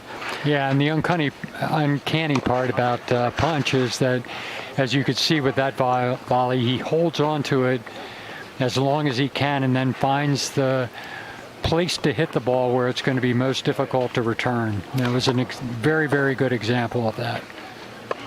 I sense that they're, Bill, that Charlotte and Punch are trying to find. I don't know that they know the Zincs. I sense that they're kind of trying to weigh out some options and figure out what they want to do. Punch missing a ball at the net, that's just not very common. And we're at, Bill, we're at 3-0 for the Zincs very early. They've got control of this first set. They certainly do, Mark, and we'll see if they can get at Lindsay's serve here. If not, they could be looking at a very, very deep hole to dig out of here in the first set. Very impressed with what I've seen from the Zincs so far in this match. Playing very well. Playing very well, clearly dominating the action. So, newcomers to this tournament, we haven't had them here. Thrilled to bring that Lancaster touch. And again, two cousins playing together. as Bill was saying earlier, we've got, I think Mike Groft brought it up, we've got a mix of folks who've been with us before and then some new folks interspersed each year, and the Zinks are a great example of some new blood, if you would, and off to a great start. As we look at that draw, Bill, and I don't want to jump too far ahead, but again, these are wrapping up our first round matches. All the round of 16 matches are on the courts now, and we'll be moving into our quarterfinal matches a little bit later. The winner of this show court will play the court they're playing beside right now, court 2, where it looks like Glatch and Fox, Ms. Glatch and Mr. Fox are in control early, but we'll keep an eye on that match as well. Here goes Lindsay. We're 3-0 for the Zinks.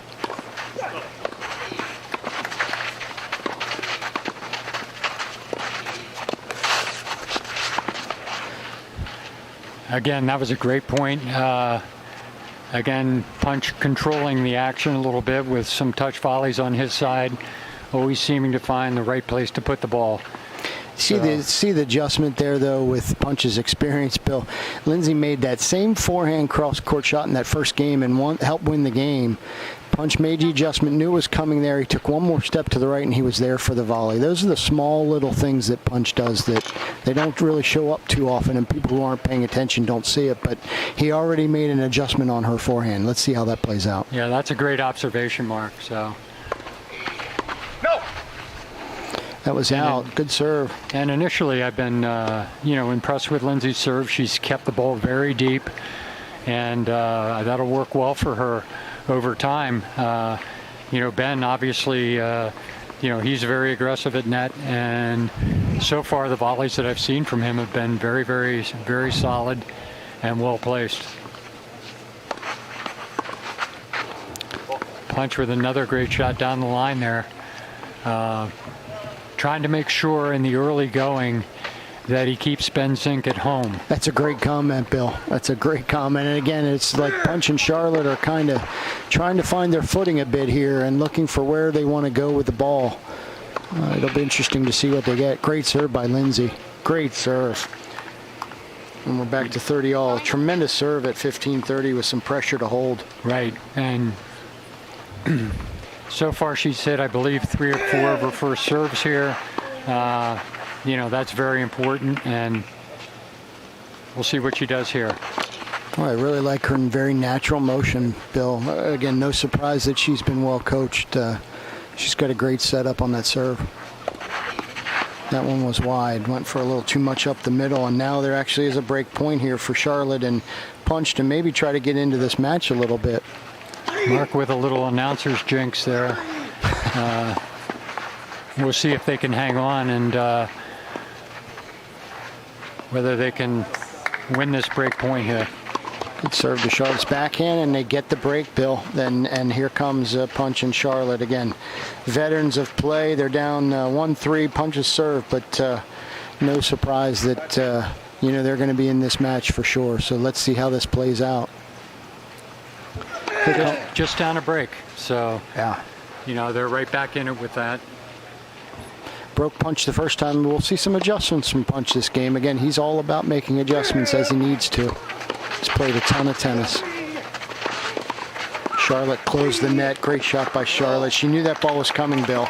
She did, and as you pointed out, she did an excellent job closing the net. So far, we haven't seen the Zinks go to the air with any lobs. So Punch and Charlotte, they're just going to keep coming up and closing that net away. It's a great point. As long as the Zinks continue to drive the ball out of net. And go ahead. Yeah, and again, Punch and Charlotte, you make the great observation. They've already made that adjustment. Hey, they're going to bring the pace, as you said, Bill.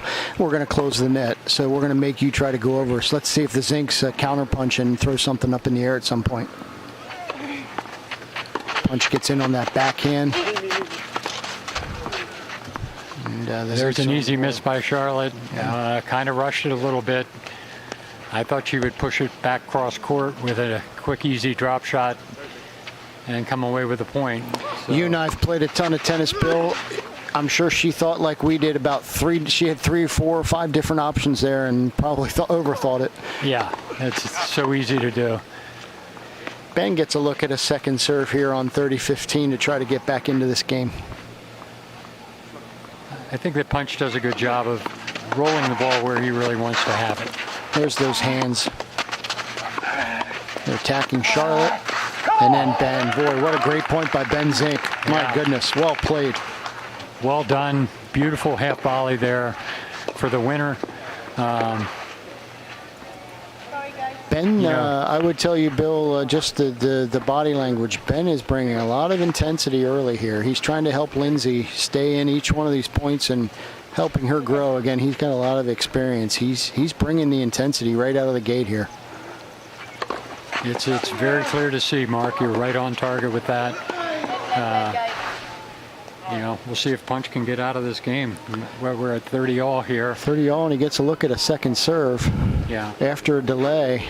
Again, he's played plenty of tennis. That won't impact him, but let's see. Lindsay's looking for a forehand. There's no question about that. Punch will probably try to roll it into the backhand. Nope.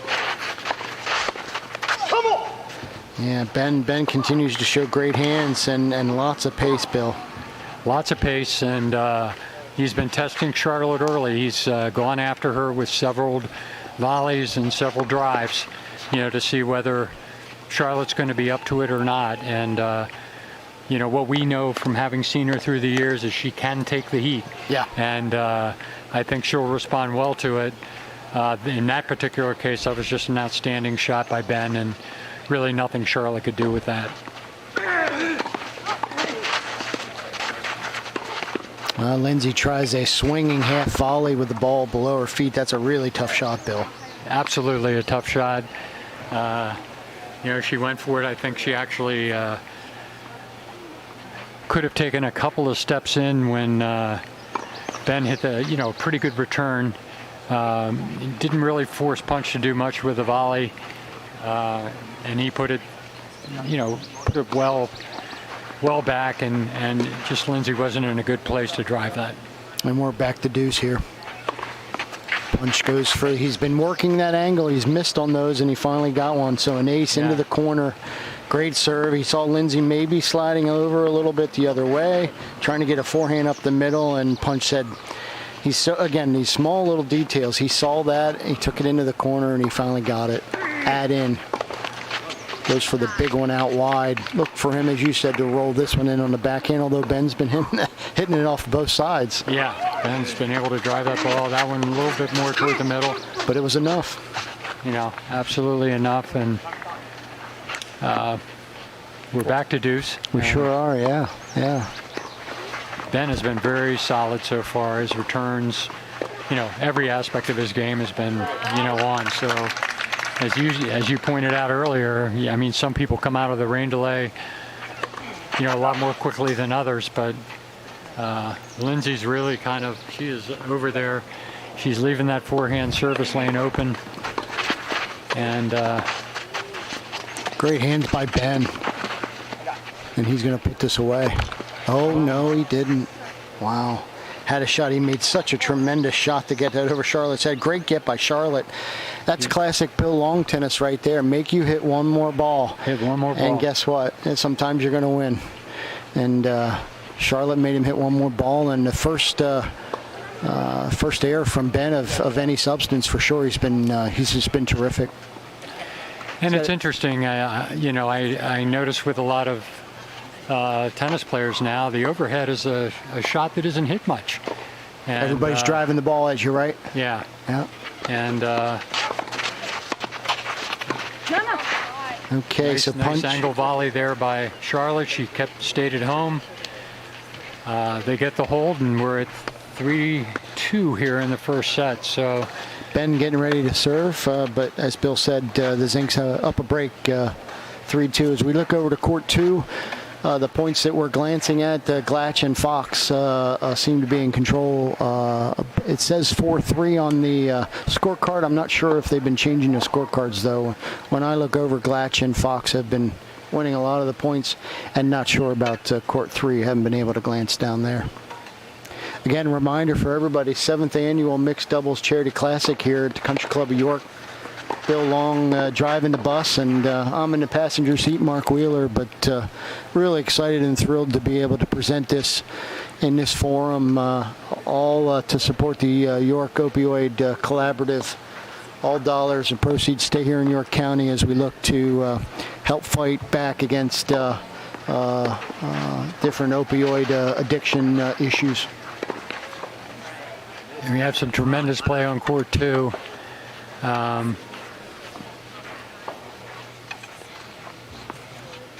Ben Zink getting prepared to serve. His team leading 3-2 here in the first set. He came out of the gate pretty quickly in his first service game, served the ball very well. As I recall, they kind of blew through that game, so we'll see if they're able to do it again or whether Punch and Charlotte are going to give them a little bit more resistance on the serve this time. What might be interesting here, Bill, as we talk about the tactical and strategy, let's have our viewers focus in. Do we see Punch and Charlotte maybe try to go at Lindsay at the net here and test her net skills? She's shown that she's got plenty of skills from the baseline. Do they maybe try to gauge her net capabilities here? Let's see. Easier said than done. If Ben gets first serves in, you can say you want to hit it to a certain place, but the server may not let you. Second serve coming for Punch.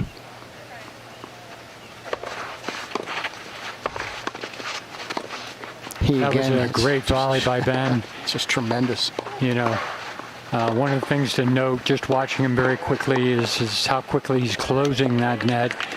And it's given himself some really good volleys. If he can continue to serve at this level, it's going to put a lot of pressure on them to find some way to win the points. And the crispness of his volleys. Yeah. I mean, he is just so super sharp on those. With 15 love, that was just wide. 15 love, 3-2, Zink's up a break. Watch him try to roll into Charlotte's backhand. You would think of that high, heavy topspin. No, he went down the middle, and it ends up in a double fault, 15 all. Yeah, we've seen, my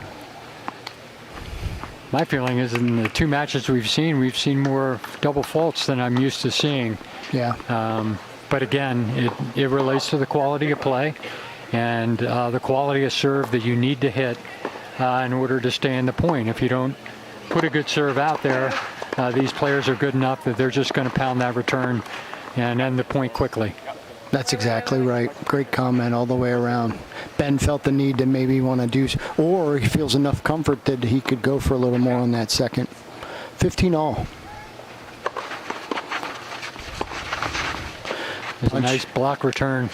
Nice adjustment by Punch to maybe step in there a step, Bill. He had been further back, and on that one he came up even though it was a first serve. He closed in to try to create a little tougher shot for Ben. Rather than putting it up in his eyes, he was able to get it at his feet, and here we are at 15-30. Easier said than done. Yeah, but, as we know from watching Punch in the past, he does bring great variety. He changes the game up. He works the angles. Very smart player. Great shot by Lindsay. Good return by Charlotte on a great serve, but Lindsay handles that forehand half volley. Tremendous shot. So 30 all here. Big point coming right now. Still have not seen Punch or Charlotte test Lindsay at the net here yet. I'm a little surprised by that. Again, easier said than done with Ben's serve. Let's see if Punch can get a forehand and maybe look for something down the line here.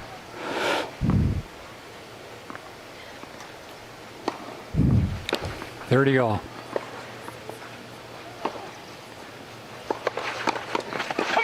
Great serve down the middle. Right up the tee. That's a great serve.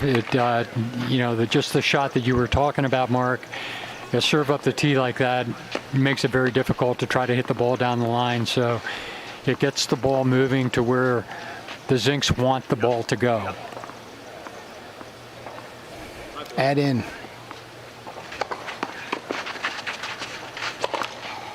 And we see another overhead error by Ben Zink. It's really the only chink in the armor we've seen at all with his game so far. Yeah. That was for a hold and a 4-2 lead. Let's see if Punch and Charlotte can capitalize. And what might be interesting, too, don't be surprised if they're both back at the baseline in future rallies that they throw some balls up to see how big of a weakness that might be. Tremendous serve. Great return by Punch. Wow. Some really, really solid play there by both teams. Some great shots hit. We're at out now, Bill. A chance for Punch and Charlotte to get back on serve here early in this first set. 3-2 Zinks at out. Well, if what I expect from Ben here is we're going to see probably the hardest serve he can hit. I think you're right. No, he took a little off it. Was going for that backhand. I expect that he'll try to roll one over there with his second serve as well.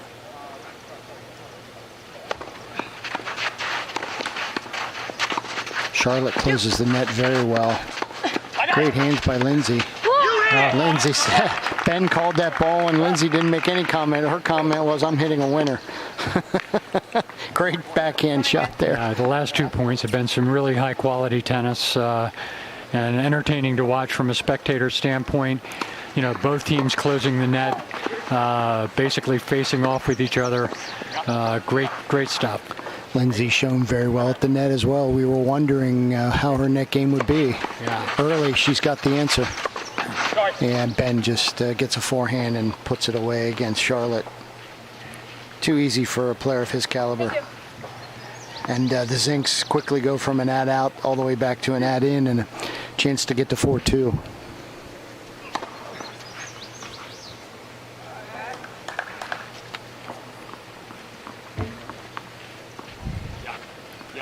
We continue to keep an eye on the weather. There's thunderstorms looming around the area, but appear to be moving by us at the moment. So we're hoping not to hear that horn go off one more time. Another second serve here. Add in again. And again, rolling the ball into that backhand. Great shot by Lindsay. Yeah. She puts it away, and the Zinks have a 4-2 lead. Charlotte Secor to serve. Nice hold by Ben there, Bill. Definitely tested on a number of different angles, and the Zink team collectively held up. It'll be interesting to see as time goes on whether Punch and Charlotte are really able to adjust to the power that the Zinks are bringing at this point. You made a great point about that earlier. They're definitely not letting up. They're bringing it, and again, we've seen Punch and Charlotte make those kinds of adjustments before. Let's see if they've got it today. We're 2-4. 2-4.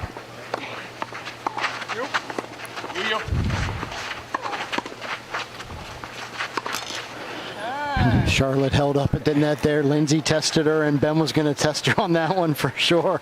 Charlotte's got great hands. Nice point. 15 love. As you can see at this level, there's really, the gloves are off. You know, they're going to go for the best drive at the weakest player and, you know, try to make do with it. And as I said, Charlotte can take the heat, and she made a couple of reflex volleys there, and they win the first point of her service game.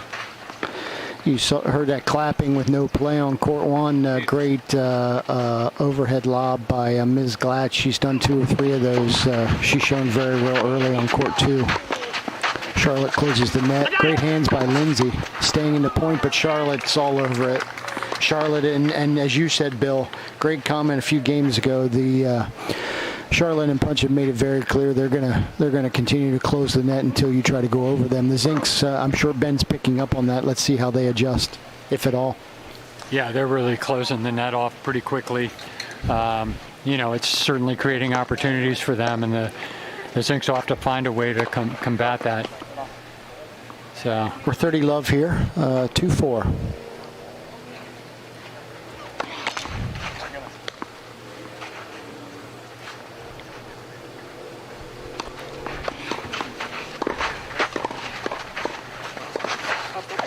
Oh, great shot by Charlotte. That Again, was just a closing that terrific net. point. The initial volley was off of her feet, and she not only put it back on the court, but she angled that ball wide.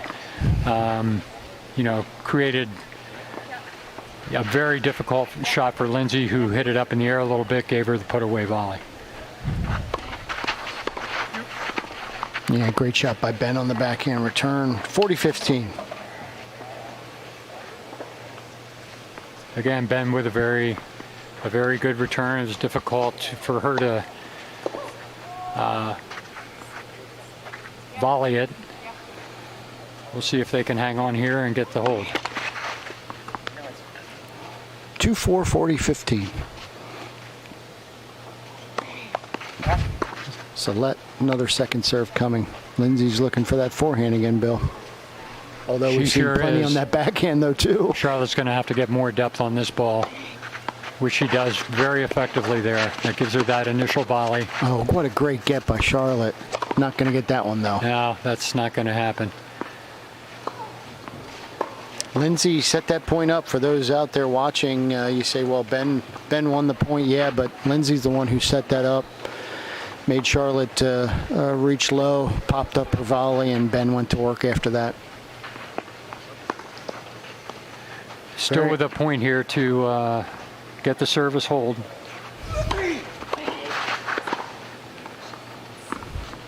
Charlotte needs to get that first serve in on that side. You can rest assured Ben will be driving this ball.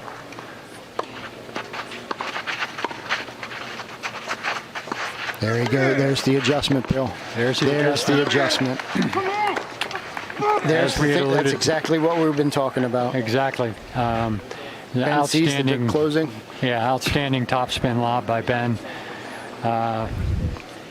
That puts Punch and Charlotte in a bit of a pickle now. So their strategy was, okay, they're going to bring the heat. All we have to do is close the net.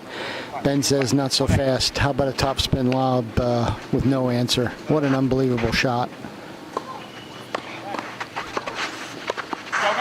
And Punch involves himself with a bit of a poach, and they get back to an ad on Charlotte's serve here. Very impressed with the level of play here. The Zinks, again, our first look at them, playing tremendous tennis, both of them. That was a great volley there by Punch to poach and then hit the ball in back of the receiver in the deuce court. Very difficult volley and well executed by Punch. Charlotte rolls her first serve in, and it worked. Ben hits his return out, and we're at 4-3 for the Zinks. Still up a break. And here comes Lindsay with the serve. Yeah, now's the time when Punch and Charlotte, they really need a break here. The Zinks have been just solid throughout. They've got a 4-3 lead, up a break here in the first. We'll see if they can basically consolidate that break at this point. Be interesting to watch Ben at the net here. How active does he want to be? Lindsay had a great first service game. Let's see if she can follow that up with another one here. Yeah, I think the most fun of watching these matches is watching how the teams adjust, at this level of play to what the other teams are doing, and just some great shot making that we've seen. Overall. Yeah, no doubt about it. There's Miss Glatch again on court 2 with another winner. She's early showing her reputation as well earned, a tremendous player with quite a bit of pro experience. She's going to be fun to watch as we work our way through this tournament. I don't think this is their last match. No, that would seem to be the case, Mark, and a lot of fun to, just out of the corner of our eyes, watch these other matches as they unfold. So here we go. Feature court 1. Again, round of 16. We're closing out the first round.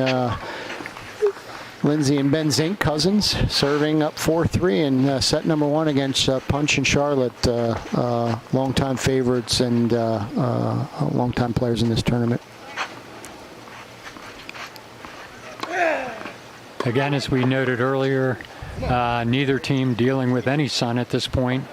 We have overcast conditions, which is great.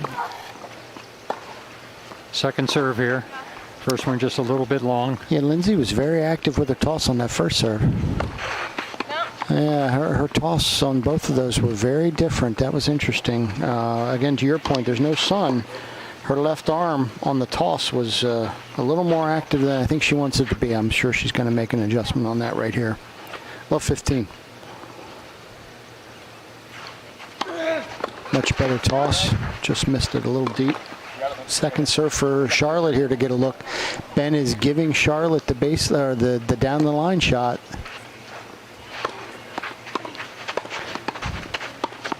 Very interesting that Charlotte took that cross court with Ben offering her the down the line. Let's see how that plays out moving forward. 15 all. Yeah. Ben very active up there. Yeah, I didn't think she was comfortable with that. It looked like the ball was a little in on her body, and Yeah, I think she just didn't feel like she had the drive going down the line. I think you're right. I think you're right, though, Mark. I think we're going to see it here in the near future. Another interesting point that I'll make here, we can talk about this a little bit as the day goes on, is We just saw a tremendous point on court two. Phenomenal tennis, Bill. Sorry to interrupt you. That was just an unbelievable point by both of them. And match point. And that was match. The Glatch and Fox team rolled through a first round win. Again, playing very well. Sorry to interrupt you. That's a lead on that first serve. Serving notice. Here we are back on the again the show court. 4-3, 15 all. Lindsay Zink serving to try to get to 5-3. Up a break.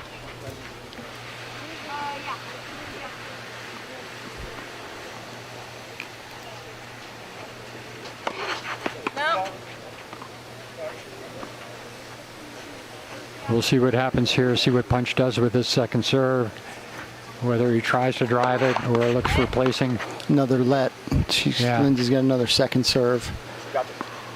This has kind of been a crazy serving sequence. It has. Let's see how she does with her toss here. Punch really wants to take that backhand and drive it here and follow it up. And yep. No, too much. Lindsay tried to lob it over and had a little too much under it. We're 15-30 here. A little bit of a door opening. Let's see how this plays out. Lindsay serving to Charlotte. And again, Charlotte looking to drive that backhand, that two-hander, drive across court.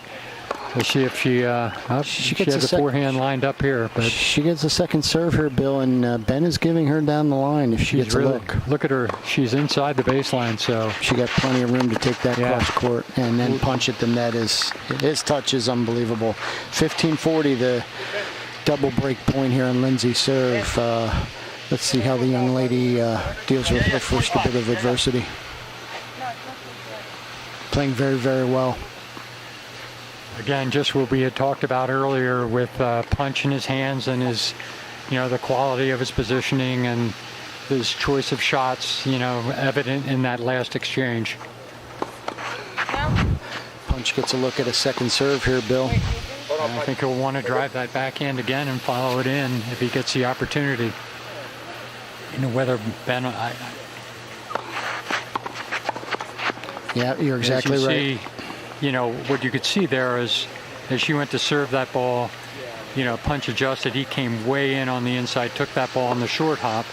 And what that does is it makes it much more difficult for Ben to come across and poach that ball, because of the, basically how early Punch is taking the ball. So he can, they're continuing to make adjustments. He's taking some balls a little later, some balls sooner. And that keeps the other team off balance. And so we're seeing good evidence of that, and we're 4-all here in the first. Yeah, back to where we started, Bill. To your point, there's been 2 breaks, but Got it. Punch between the legs, and Ben says, "Oh, look at this." Nice point.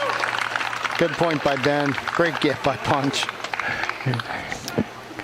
Great get. For those of you at home, I would not recommend trying it. Unless you're substantially younger than my co-announcer and myself. Punch has all the shots. Great coverage by Ben.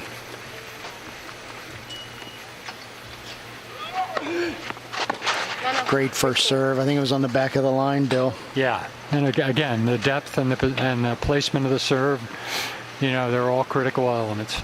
15 all on Punch's serve. 4 all. Again, it's just a tremendous amount of experience. Let's see if he tries to take Lindsay off the court here again. No, he went up the middle, and they decided to switch. Ben really strong on the forehand. Ben continues to bring a tremendous amount of intensity and high level of play. 15-30 as they look to break back. Reminder, they got Punch on his first service game and then just gave that lead up for 4-all, and now here they are trying to break back.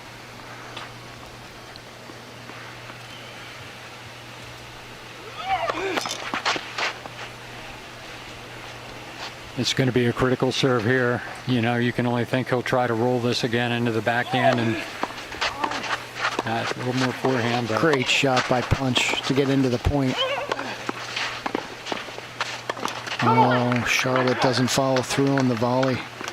And all of a sudden we're 15-40, Bill, double break. Great hands by Punch. Again, I don't know that the people at home know how difficult that shot is to pick up that volley off your shoelaces and not pop it up.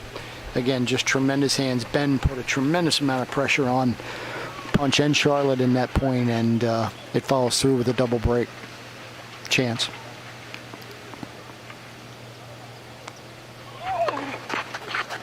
There's Punch. again, yep, he's, as we said before, he's been setting that up, and you know, Lindsay's been wanting to drive that forehand, but that's just a great serve. Yeah, I know. You know, regardless of whether, Yeah, you know, her positioning, that ball was going to be hard to hit. that's right. We're 30-40. Ben Zink get a look at a second serve here with a chance to break. Yeah, the key will be is will Punch be able to get this first volley here? And he does not. He does not. He puts it into the net, and we are at the Zinks break back. The Zinks have a 5-4 lead with Ben Zink serving to win the first set. And Mark, I'd say those were two pretty loose volleys that you know, that were missed there at the end of that game by both, you know, Charlotte with the first one, Punch with that one. That was definitely a loose volley at a critical time. You're absolutely right. Meanwhile, on the court 2, our professional here at the Country Club of York, Mark Coons, and his Crackerjack team led by Hunter Jones, who just does a tremendous job for the membership here, you know, helping to keep, basically take care of the courts here. We're out of the corner of our eyes watching just a tremendous point on court 3. Elizabeth Ionescu, again, one of our rising juniors, one of the top 14 and under players in the country, playing with Phil Myers, Wisehaven owner and lead professional. In a conversation I had with Phil earlier this afternoon, he said that Elizabeth is ranked second in doubles nationally. So while she's 14 years old, she's nothing not to be trifled with. She's a heck of a player, and one that you know, we'll see around here in York County, you know, for a period of time. Back on our showcase court, Punch and Charlotte coming off the break. Ben Zink serving 5-4, trying to close out the first set.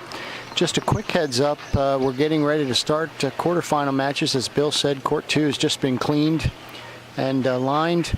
And our two-time defending champs, Holden Coons and Elizabeth Scotty, going on court to face off against Margarita and Tomas Christian, who we saw in our first showcase match. Serve was wide, second serve coming for Punch.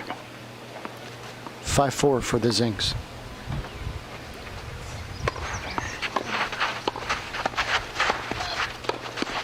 Sorry, guys. Great point there. You know, Punch had a really solid return, went into to Charlotte's volley, and then Punch just continued to close the net. The ball was popped up, and it gave him an easy put away, which he took full advantage of. So this will be a big service point for Ben here. A little bit of wind picking up here, Bill. Let's see if that has any impact on his toss. I'm sure he's feeling it. He obviously is very capable. Big first serve. Lindsay drives it back at Charlotte. Ben gets a chance at another overhead. A lot of wind out there all of a sudden. No. And Charlotte drives it wide. Some of our papers here at the commentating desk took off. Our Made a first save and a beauty. our first real windstorm. So we're 15 all. Sorry about that. Charlotte drove those. Drove that wide. 15 all. Zinks again serving 5-4. Our apologies for the disruption. Somehow we were able to hold on to all of them. Again, some wind up in the clouds here. Second serve coming for Punch. If he gets an opportunity, does he try to attack Lindsay at the net here? Let's see how this plays out. Again, Ben's certainly aware of that. Probably going to drive it to his backhand. I think Punch is finding his rhythm with that backhand return. I've noticed it as each game is kind of going on that he's doing a better job driving it. Put a lot of pressure on Ben there. Ben went for a little bit too much, double fault, and we're 15-30 here. So Punch and Charlotte, again, they've been around the block, trying to fight their way back and get another break to get back to 5-all here. Ben, again, around the block as well. Obviously doesn't want to let that happen. Let's see how this plays. Huge first serve, Bill. Yeah, tremendous serve. Great angle on it. And you could see he moved a little bit from the center of the court to give himself a better angle to hit that serve, and he certainly converted it. It's been interesting to note the changing conditions that we've had here today. I mean, we started the day in blistering heat with tremendous sunshine, not a hint of wind, and now we're probably 10 degrees cooler with a nice breeze moving. Ben went for the big first serve. I think it's a let.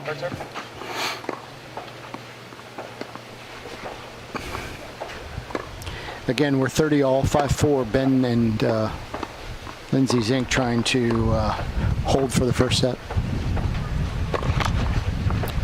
Punch again gets another look at a second serve here. Ben went up the middle last time with a double fault. Be interesting to see if he tries to change it up now. Again, Punch and Charlotte attacking the middle of the court. As our good friend Jenny Goodling says, up the middle solves the riddle. Yeah, and I think the other point there, again, they closed. Punch closed. He hasn't seen Lindsay lob, so when he went to Lindsay, he knew he could close, and that was key to winning that point. Oh, Charlotte just missing. Very key point. Deuce, back to deuce here. Missed by the smallest of margins. We talk about the differences in courts. One of the things is, playing on a hard true surface, you get to see the ball, where the ball bounces, which is an advantage as opposed to playing on a hard court where the marks generally aren't as prevalent. First serve out at our deuce point here. Again, Punch gets a look at a second serve. Watch him move in there. He hit that ball. He missed that one, but he's coming a step or two inside the baseline to, basically try to take that angle away from Ben, who, is closing the net very quickly. He's getting the ball sooner, so it makes it harder. Ben's got to deal with that return when he's a little further from net, which makes for more difficult volleys. And here we are, Ben Zink, set point. Set point. Ball on his racket.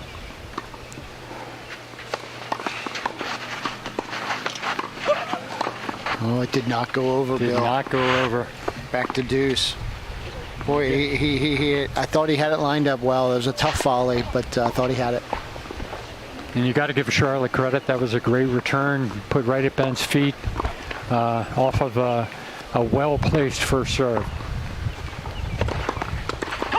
Ben goes up the middle hard with a flat serve, and Punch isn't able to answer. It's add in, and again, second set point for the Zinks.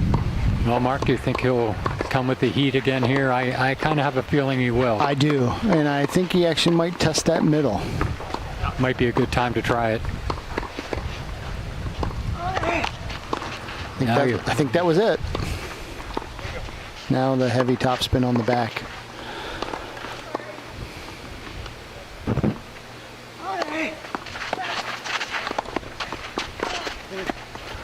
Great shot up by the line. Charlotte. Oh my goodness, what a shot. On set point, takes that volley and drives that return up the line. Just exceptionally well played. I sensed Charlotte trying to target Lindsay with those balls over the last game or so. Rather than going cross court to Ben and putting it on his racket, she went for the winner down the line to see if Lindsay was covering, and Lindsay was a step over. Deuce. What a great return by Punch. Unbelievable serve and return, Bill. Ben hit a great serve, changed it up, and went over to his forehand. Somehow Punch was able to make an adjustment, get over there, and slap the ball at Lindsay's feet. Don't know how he did that. Yeah. That's a great angle. Off of that great return. Ben angled that away from Charlotte, and we're back to deuce. Just like that. Yeah, boy, and no real momentum. High level play here. Yeah. We hope you are all having as much fun as we are watching this match. Again, we're deuce 5-4. The Zincs trying to serve this first set out. Ben went up the middle like he did on the last ace and didn't convert. Let's see where he goes now. Got to think high heavy on the back. And we'll see if Punch really, he tried to change it up and go to the forehand. It looked like he had Punch leaning the wrong way, but he was unable to convert, and now we're back to break point. So absolutely. Punch and Charlotte trying to get to 5-all. The Zincs trying to hold them off and close out the set. Great serve. And Ben's having nothing of that. Not on my serve, he says. We're back to deuce. Again, high level of intensity from Ben Zink and play. And I thought he did a nice job there, changing it up a little bit. I'm sure Charlotte was looking for that ball to the backhand, and he changed it up, brought it over to her forehand, and it worked very effectively. I think he caught her a little bit off balance. Look at the change here, Bill. We've got Lindsay in the middle. Yeah. And Ben takes the point. Yeah. Interesting that they would make that change at deuce of a 5-4 first set, not having shown it before. Interesting strategy, and now we are back at another set point for the Zincs.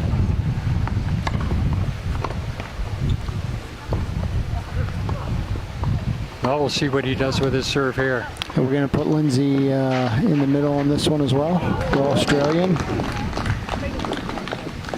She's going to stay home. Yeah, I think she's going to stay home. They've been. She's giving that line again to Charlotte. And that's it. First set. The Zincs take the first set 6-4. Great hold by Ben Zink. He played tremendous that first set. And this is really, since the initial burst by the Zincs, this has kind of settled into a real dogfight. So, a lot of great tennis there in the first set. Well, and to your point, Bill, and again, we've seen Punch and Charlotte do this before. I think we both would be shocked if this isn't an extremely competitive second set, and watching Punch and Charlotte continue to make adjustments. This is a long way from over, but the Zincs played that very, very well. Both of them. Very impressed with the new additions to the tournament, the Zincs cousins coming in from Lancaster County. Court 2, again, our two-time defending champ still warming up. They're going to face off against Margarita and Tomas, who we saw in the first round match. Coons and Scotty had a bye as a two-time defending champ. 14 teams in our round of 16 total draw. And that'll be our first quarterfinal match getting started. Court 3 is proceeding. Don't have a good feel for the score down there at this point. We'll get that score for our listeners and viewers as swiftly as we can. When I look at the score, it's showing 0-0, so I don't know if we're at the beginning of a set or they're... If they're using the scorecards. Yeah. I think they may be. And if they are, Bill, to your point, KK and his partner are up on Phil Myers and Elizabeth Ionescu 1-0. But again, we'll try to get that confirmed here coming up. In between sets, again, let's come all the way back, Bill. 7th annual mixed doubles charity classic supporting the York Opioid Collaborative. Headline sponsor UPMC Health Plan, lots of other sponsors, banners you may be able to see, the Highmark banner on Court 1, RBC Wealth Management, Gladfelder Insurance, Rudders, WellSpan. I'm going to miss some here, Bill. CGA, Fulton Bank, I can't see all of them. Graham Partners, M&T, RBC, Traditions, Brocky Pharmatech, Trout CPA. Thank you, OSS. Thank you to all of our sponsors and all of our individual contributors for this great cause as we raise money to help battle against the opioid addictions that are occurring in York County. 65,000, if I heard Bill, correct me if I'm wrong, Mike Groft was on earlier, our chair of the committee, $65,000 expectation for this year. Hopefully we can exceed that with some late minute donors, and over the last 4 years, 300,000 raised for this for this cause. Yeah, it's been tremendous to have been involved in this ride over the last 7 years, and watching the contributions that we've been able to generate from the tournament grow each year, as well as the quality of play. Yeah, just from the players that have been coming, and the fact that people want to come back and play in this event. It's just tremendous. Yeah. And a quick note, as I look out my peripheral vision, you made note of Hunter Jones earlier and the tremendous work that he does here for our membership.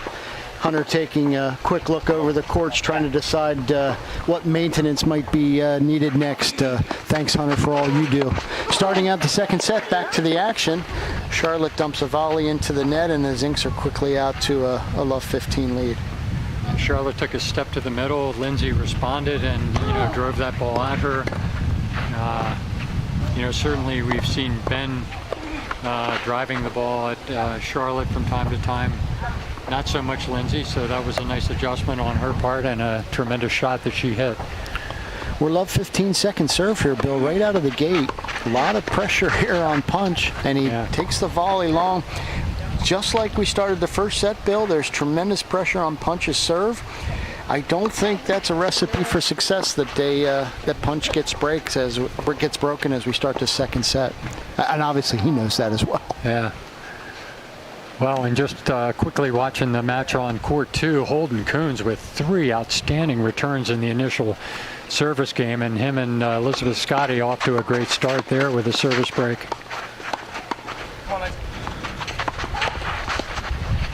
Great hands by Charlotte. Yeah. Unbelievable hands, Bill. A couple of really terrific volleys there by Charlotte. And the Zinks continue to be impressive with their play, Bill. What a great addition to this event. They're tremendous players. We've got another wind gust coming, Bill. Cover our papers. They're covered. Ben Zink just ripping the ball. Lindsay Zink ripping the ball. Yeah. 15-40 double break point on Punch's serve as we start this second set, Bill. Ben's been very effective taking the ball at Charlotte, and he hit that one volley there. She got it back, but without a lot of pace on it. Charlotte took a couple of steps back and opened up the volley to be hit at her feet. So 15-40, a wind gust.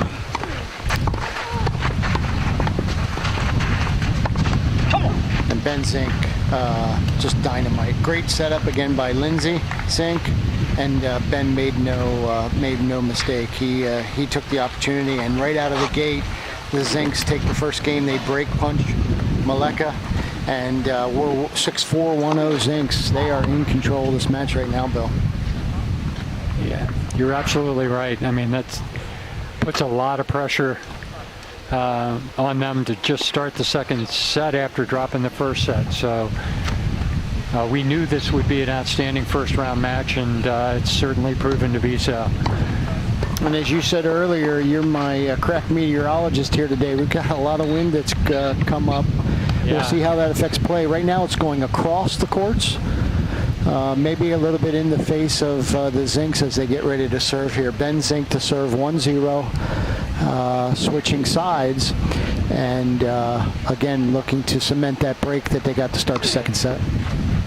And again, as we look to our south, we see some some darker skies. We're hoping that, we know there's a line of thunderstorms. We're hoping that they're going to continue to track south of us and allow us to continue play here.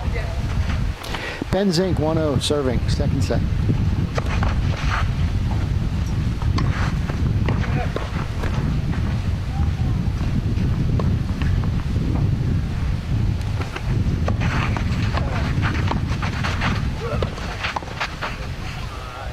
Punch again, finding his way with that backhand. He loves to close in on that serve, take the backhand on the short hop and drive it. And he's been very effective with it and was very effective on that particular service return.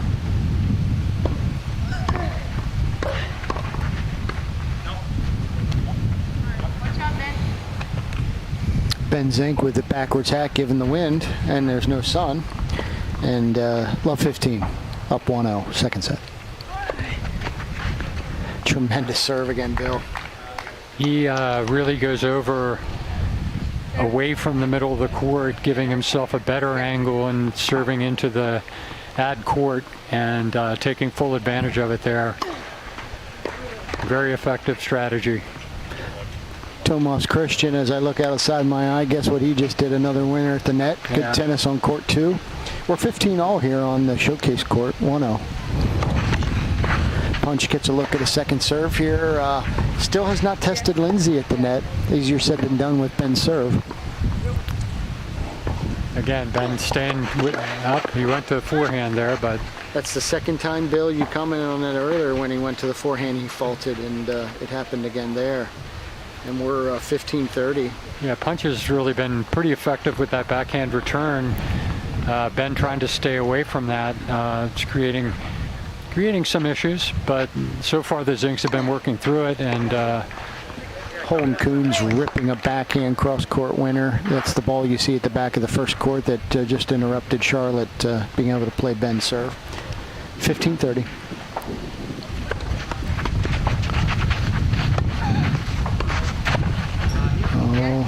Okay. nice drive by Charlotte. Ben closing the net, but And guess what, Bill? We're at double break point. High-level tennis here. Nothing's going to be easy in coming out of this. Every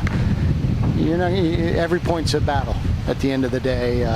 Punch and Charlotte have been through this kind of thing. Double break point to get back to 1-all. Let's see how it plays out.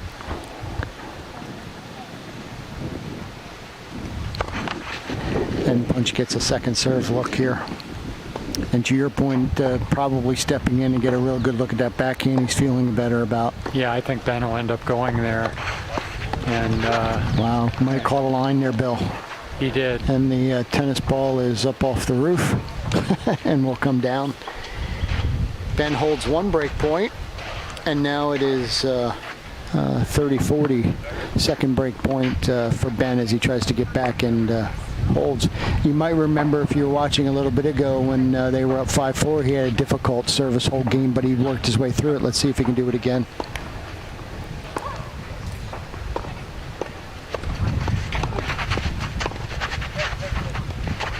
Great shot. Charlotte does get it in, but that's just too easy. That was just a great volley. One of the keys, when you're taking the net is to take that first volley and do something with it. He had decent pace on it, but the great part there was that the ball was just inside the baseline. It created almost no play for Charlotte. And we're back to deuce. Here we are, Ben Zink, 2 break points. He held them off. We're back to deuce. Let's see if he can work his way through and cement that break. 1-0 deuce.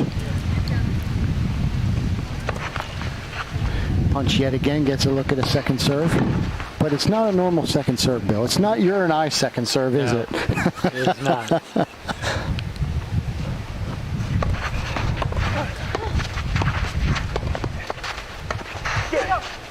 Oh. Again, solid point by the Zinks. They're at ad in. Ben works his way back from 15-40 and now 3 straight points, and they've got an ad to cement the break. Great get by Tomas on court 2, gets them a point win. We are going to be working through and getting some other guests up here as we play through the second match. I just, out of the corner of my eye, see our COO and GM Brian Danny here at the Country Club of York. We'll try to get Brian over to talk about the impact of this event on our club. And Ben gets the hold with a break, or an ace, sorry, Bill. 2-0 for the Zincs as they have all the momentum right now. It looks like it might have been a let serve. Oh, my mistake. Thank you. So it's still at in. Ben Zink serving. Thanks for correcting my error. Jumping the gun. Got to the same result. Same result. 2-0 Zincs after winning the first set 6-4. In control again, Bill. In control. Charlotte to serve to try to keep punching Charlotte in the match here. Another break here would put him in a really difficult Boy, it spot. sure would, wouldn't it? I mean, you start to get up against it, against the high-level play that the Zincs are bringing. And again, I will tell you, I am so very impressed with the intensity that Ben Zink is bringing to the court here today. He is playing at a high level and very intentional. Lots of wind up there.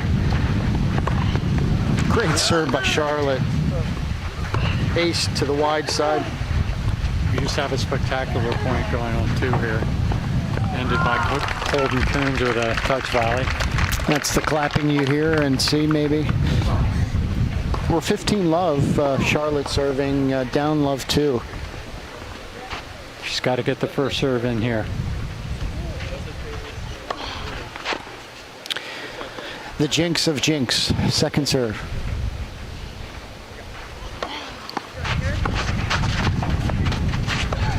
Great shot by Lindsay. Again, set up by the low return from Ben. Charlotte was forced to half volley it off her feet, pop the ball up, and led to the easy volley for the bring the score to 15-all here in this game.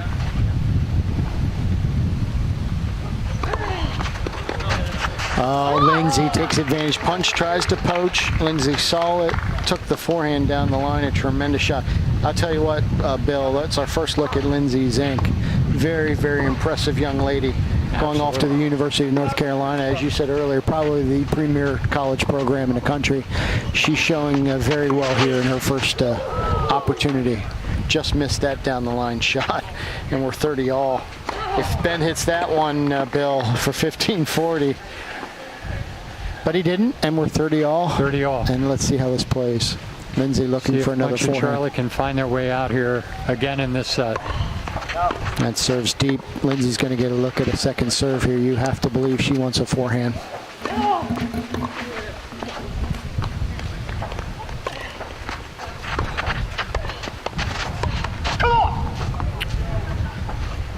Back to break point here. We sure are. The Zincs continue to show extremely well. Charlotte played that point very well right up to the final volley. She just couldn't convert. Looked like maybe one more step to close in, you think? Perhaps. Great first serve. Ben has no trouble with it. Lindsay catches a line. Great shot by Charlotte. What a tremendous get after Lindsay Zink caught the line. Bill, tremendous tennis. Tremendous tennis. That was some get. And then, you know, what she did with the ball after she got it was just terrific.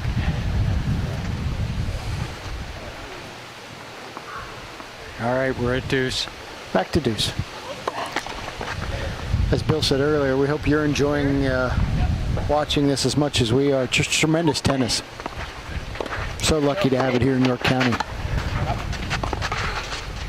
Charlotte gets a good look. Lindsay gets it back. Here comes that forehand. Lindsay Zink on the move. Another forehand.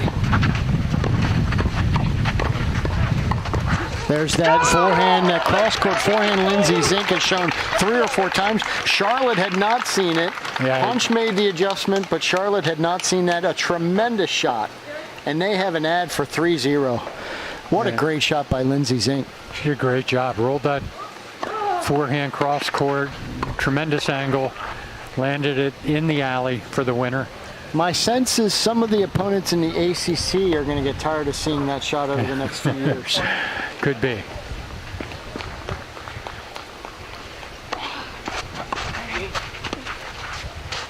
Great half volley by Charlotte. And that's another break, Bill. Yeah, so We are 3-0 for the Zincs. 3-0, and They are in control at this point. if Lindsay can hold her service here, I think the Zincs will be in total control. But I think this is the first time they've been down 2 breaks in a set, so You are correct. it's starting to look like a pretty tall task to climb. 7th annual Mixed Doubles Charity Classic here at the Country Club of York. Bill Long leading the way, Mark Wheeler tagging along. Great tennis, all in support of the York Opioid Collaborative. Tremendous sponsor and individual support here from our membership, the local community, as well as businesses and organizations. If you want to give, Bill had commented earlier, go to the Facebook page, 2021 York Opioid Collaborative, Country Club of York. All the dollars stay in York County. And outside of the purse, the small purse in the big scheme of things, all dollars go to a great cause. Couldn't have said it better, Mark. Great. Guess who just hit a winner on court 2? Holden Coons, #1 player for James Madison University. And one that a player that we've seen grow up through the years. Absolutely. If the scoring is right down on court 3, Bill, KK and his partner from Georgia Tech up 3-2 on Myers and Ionescu. Got it. And I think if the scorecards are right, they also won the first set. So there's another alarm. So we're 6-4, 3-0. You've heard that. If you've been with us all day, you know what that means. That's another weather delay. And we'll be back with you. We'll try to get a guest or two during this delay, see if we can't provide some updates if the weather's going to hold in there for us. Please bear with us for a few minutes. Yeah, we'll be at least a 25-minute delay here. It's not good news. Our technical support is preparing for rain. I don't know if we... I think it's preventative, Bill. Okay. Let's hope so. That is the hope. The wind's blowing. It's going to miss us. We're hopeful. We still got 2. We still got. Yes, we do. We still got. Yeah, your first round still. 2 first-round matches, and then another. Yeah. Oh.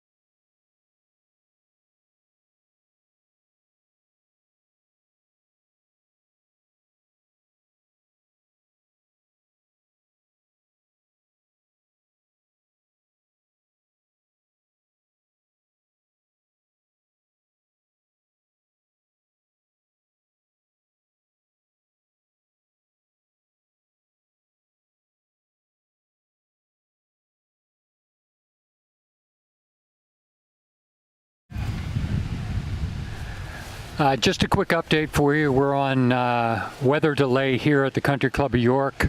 It looks like we have some storms coming in that are going to wash out our activity here at the Country Club of York for the afternoon.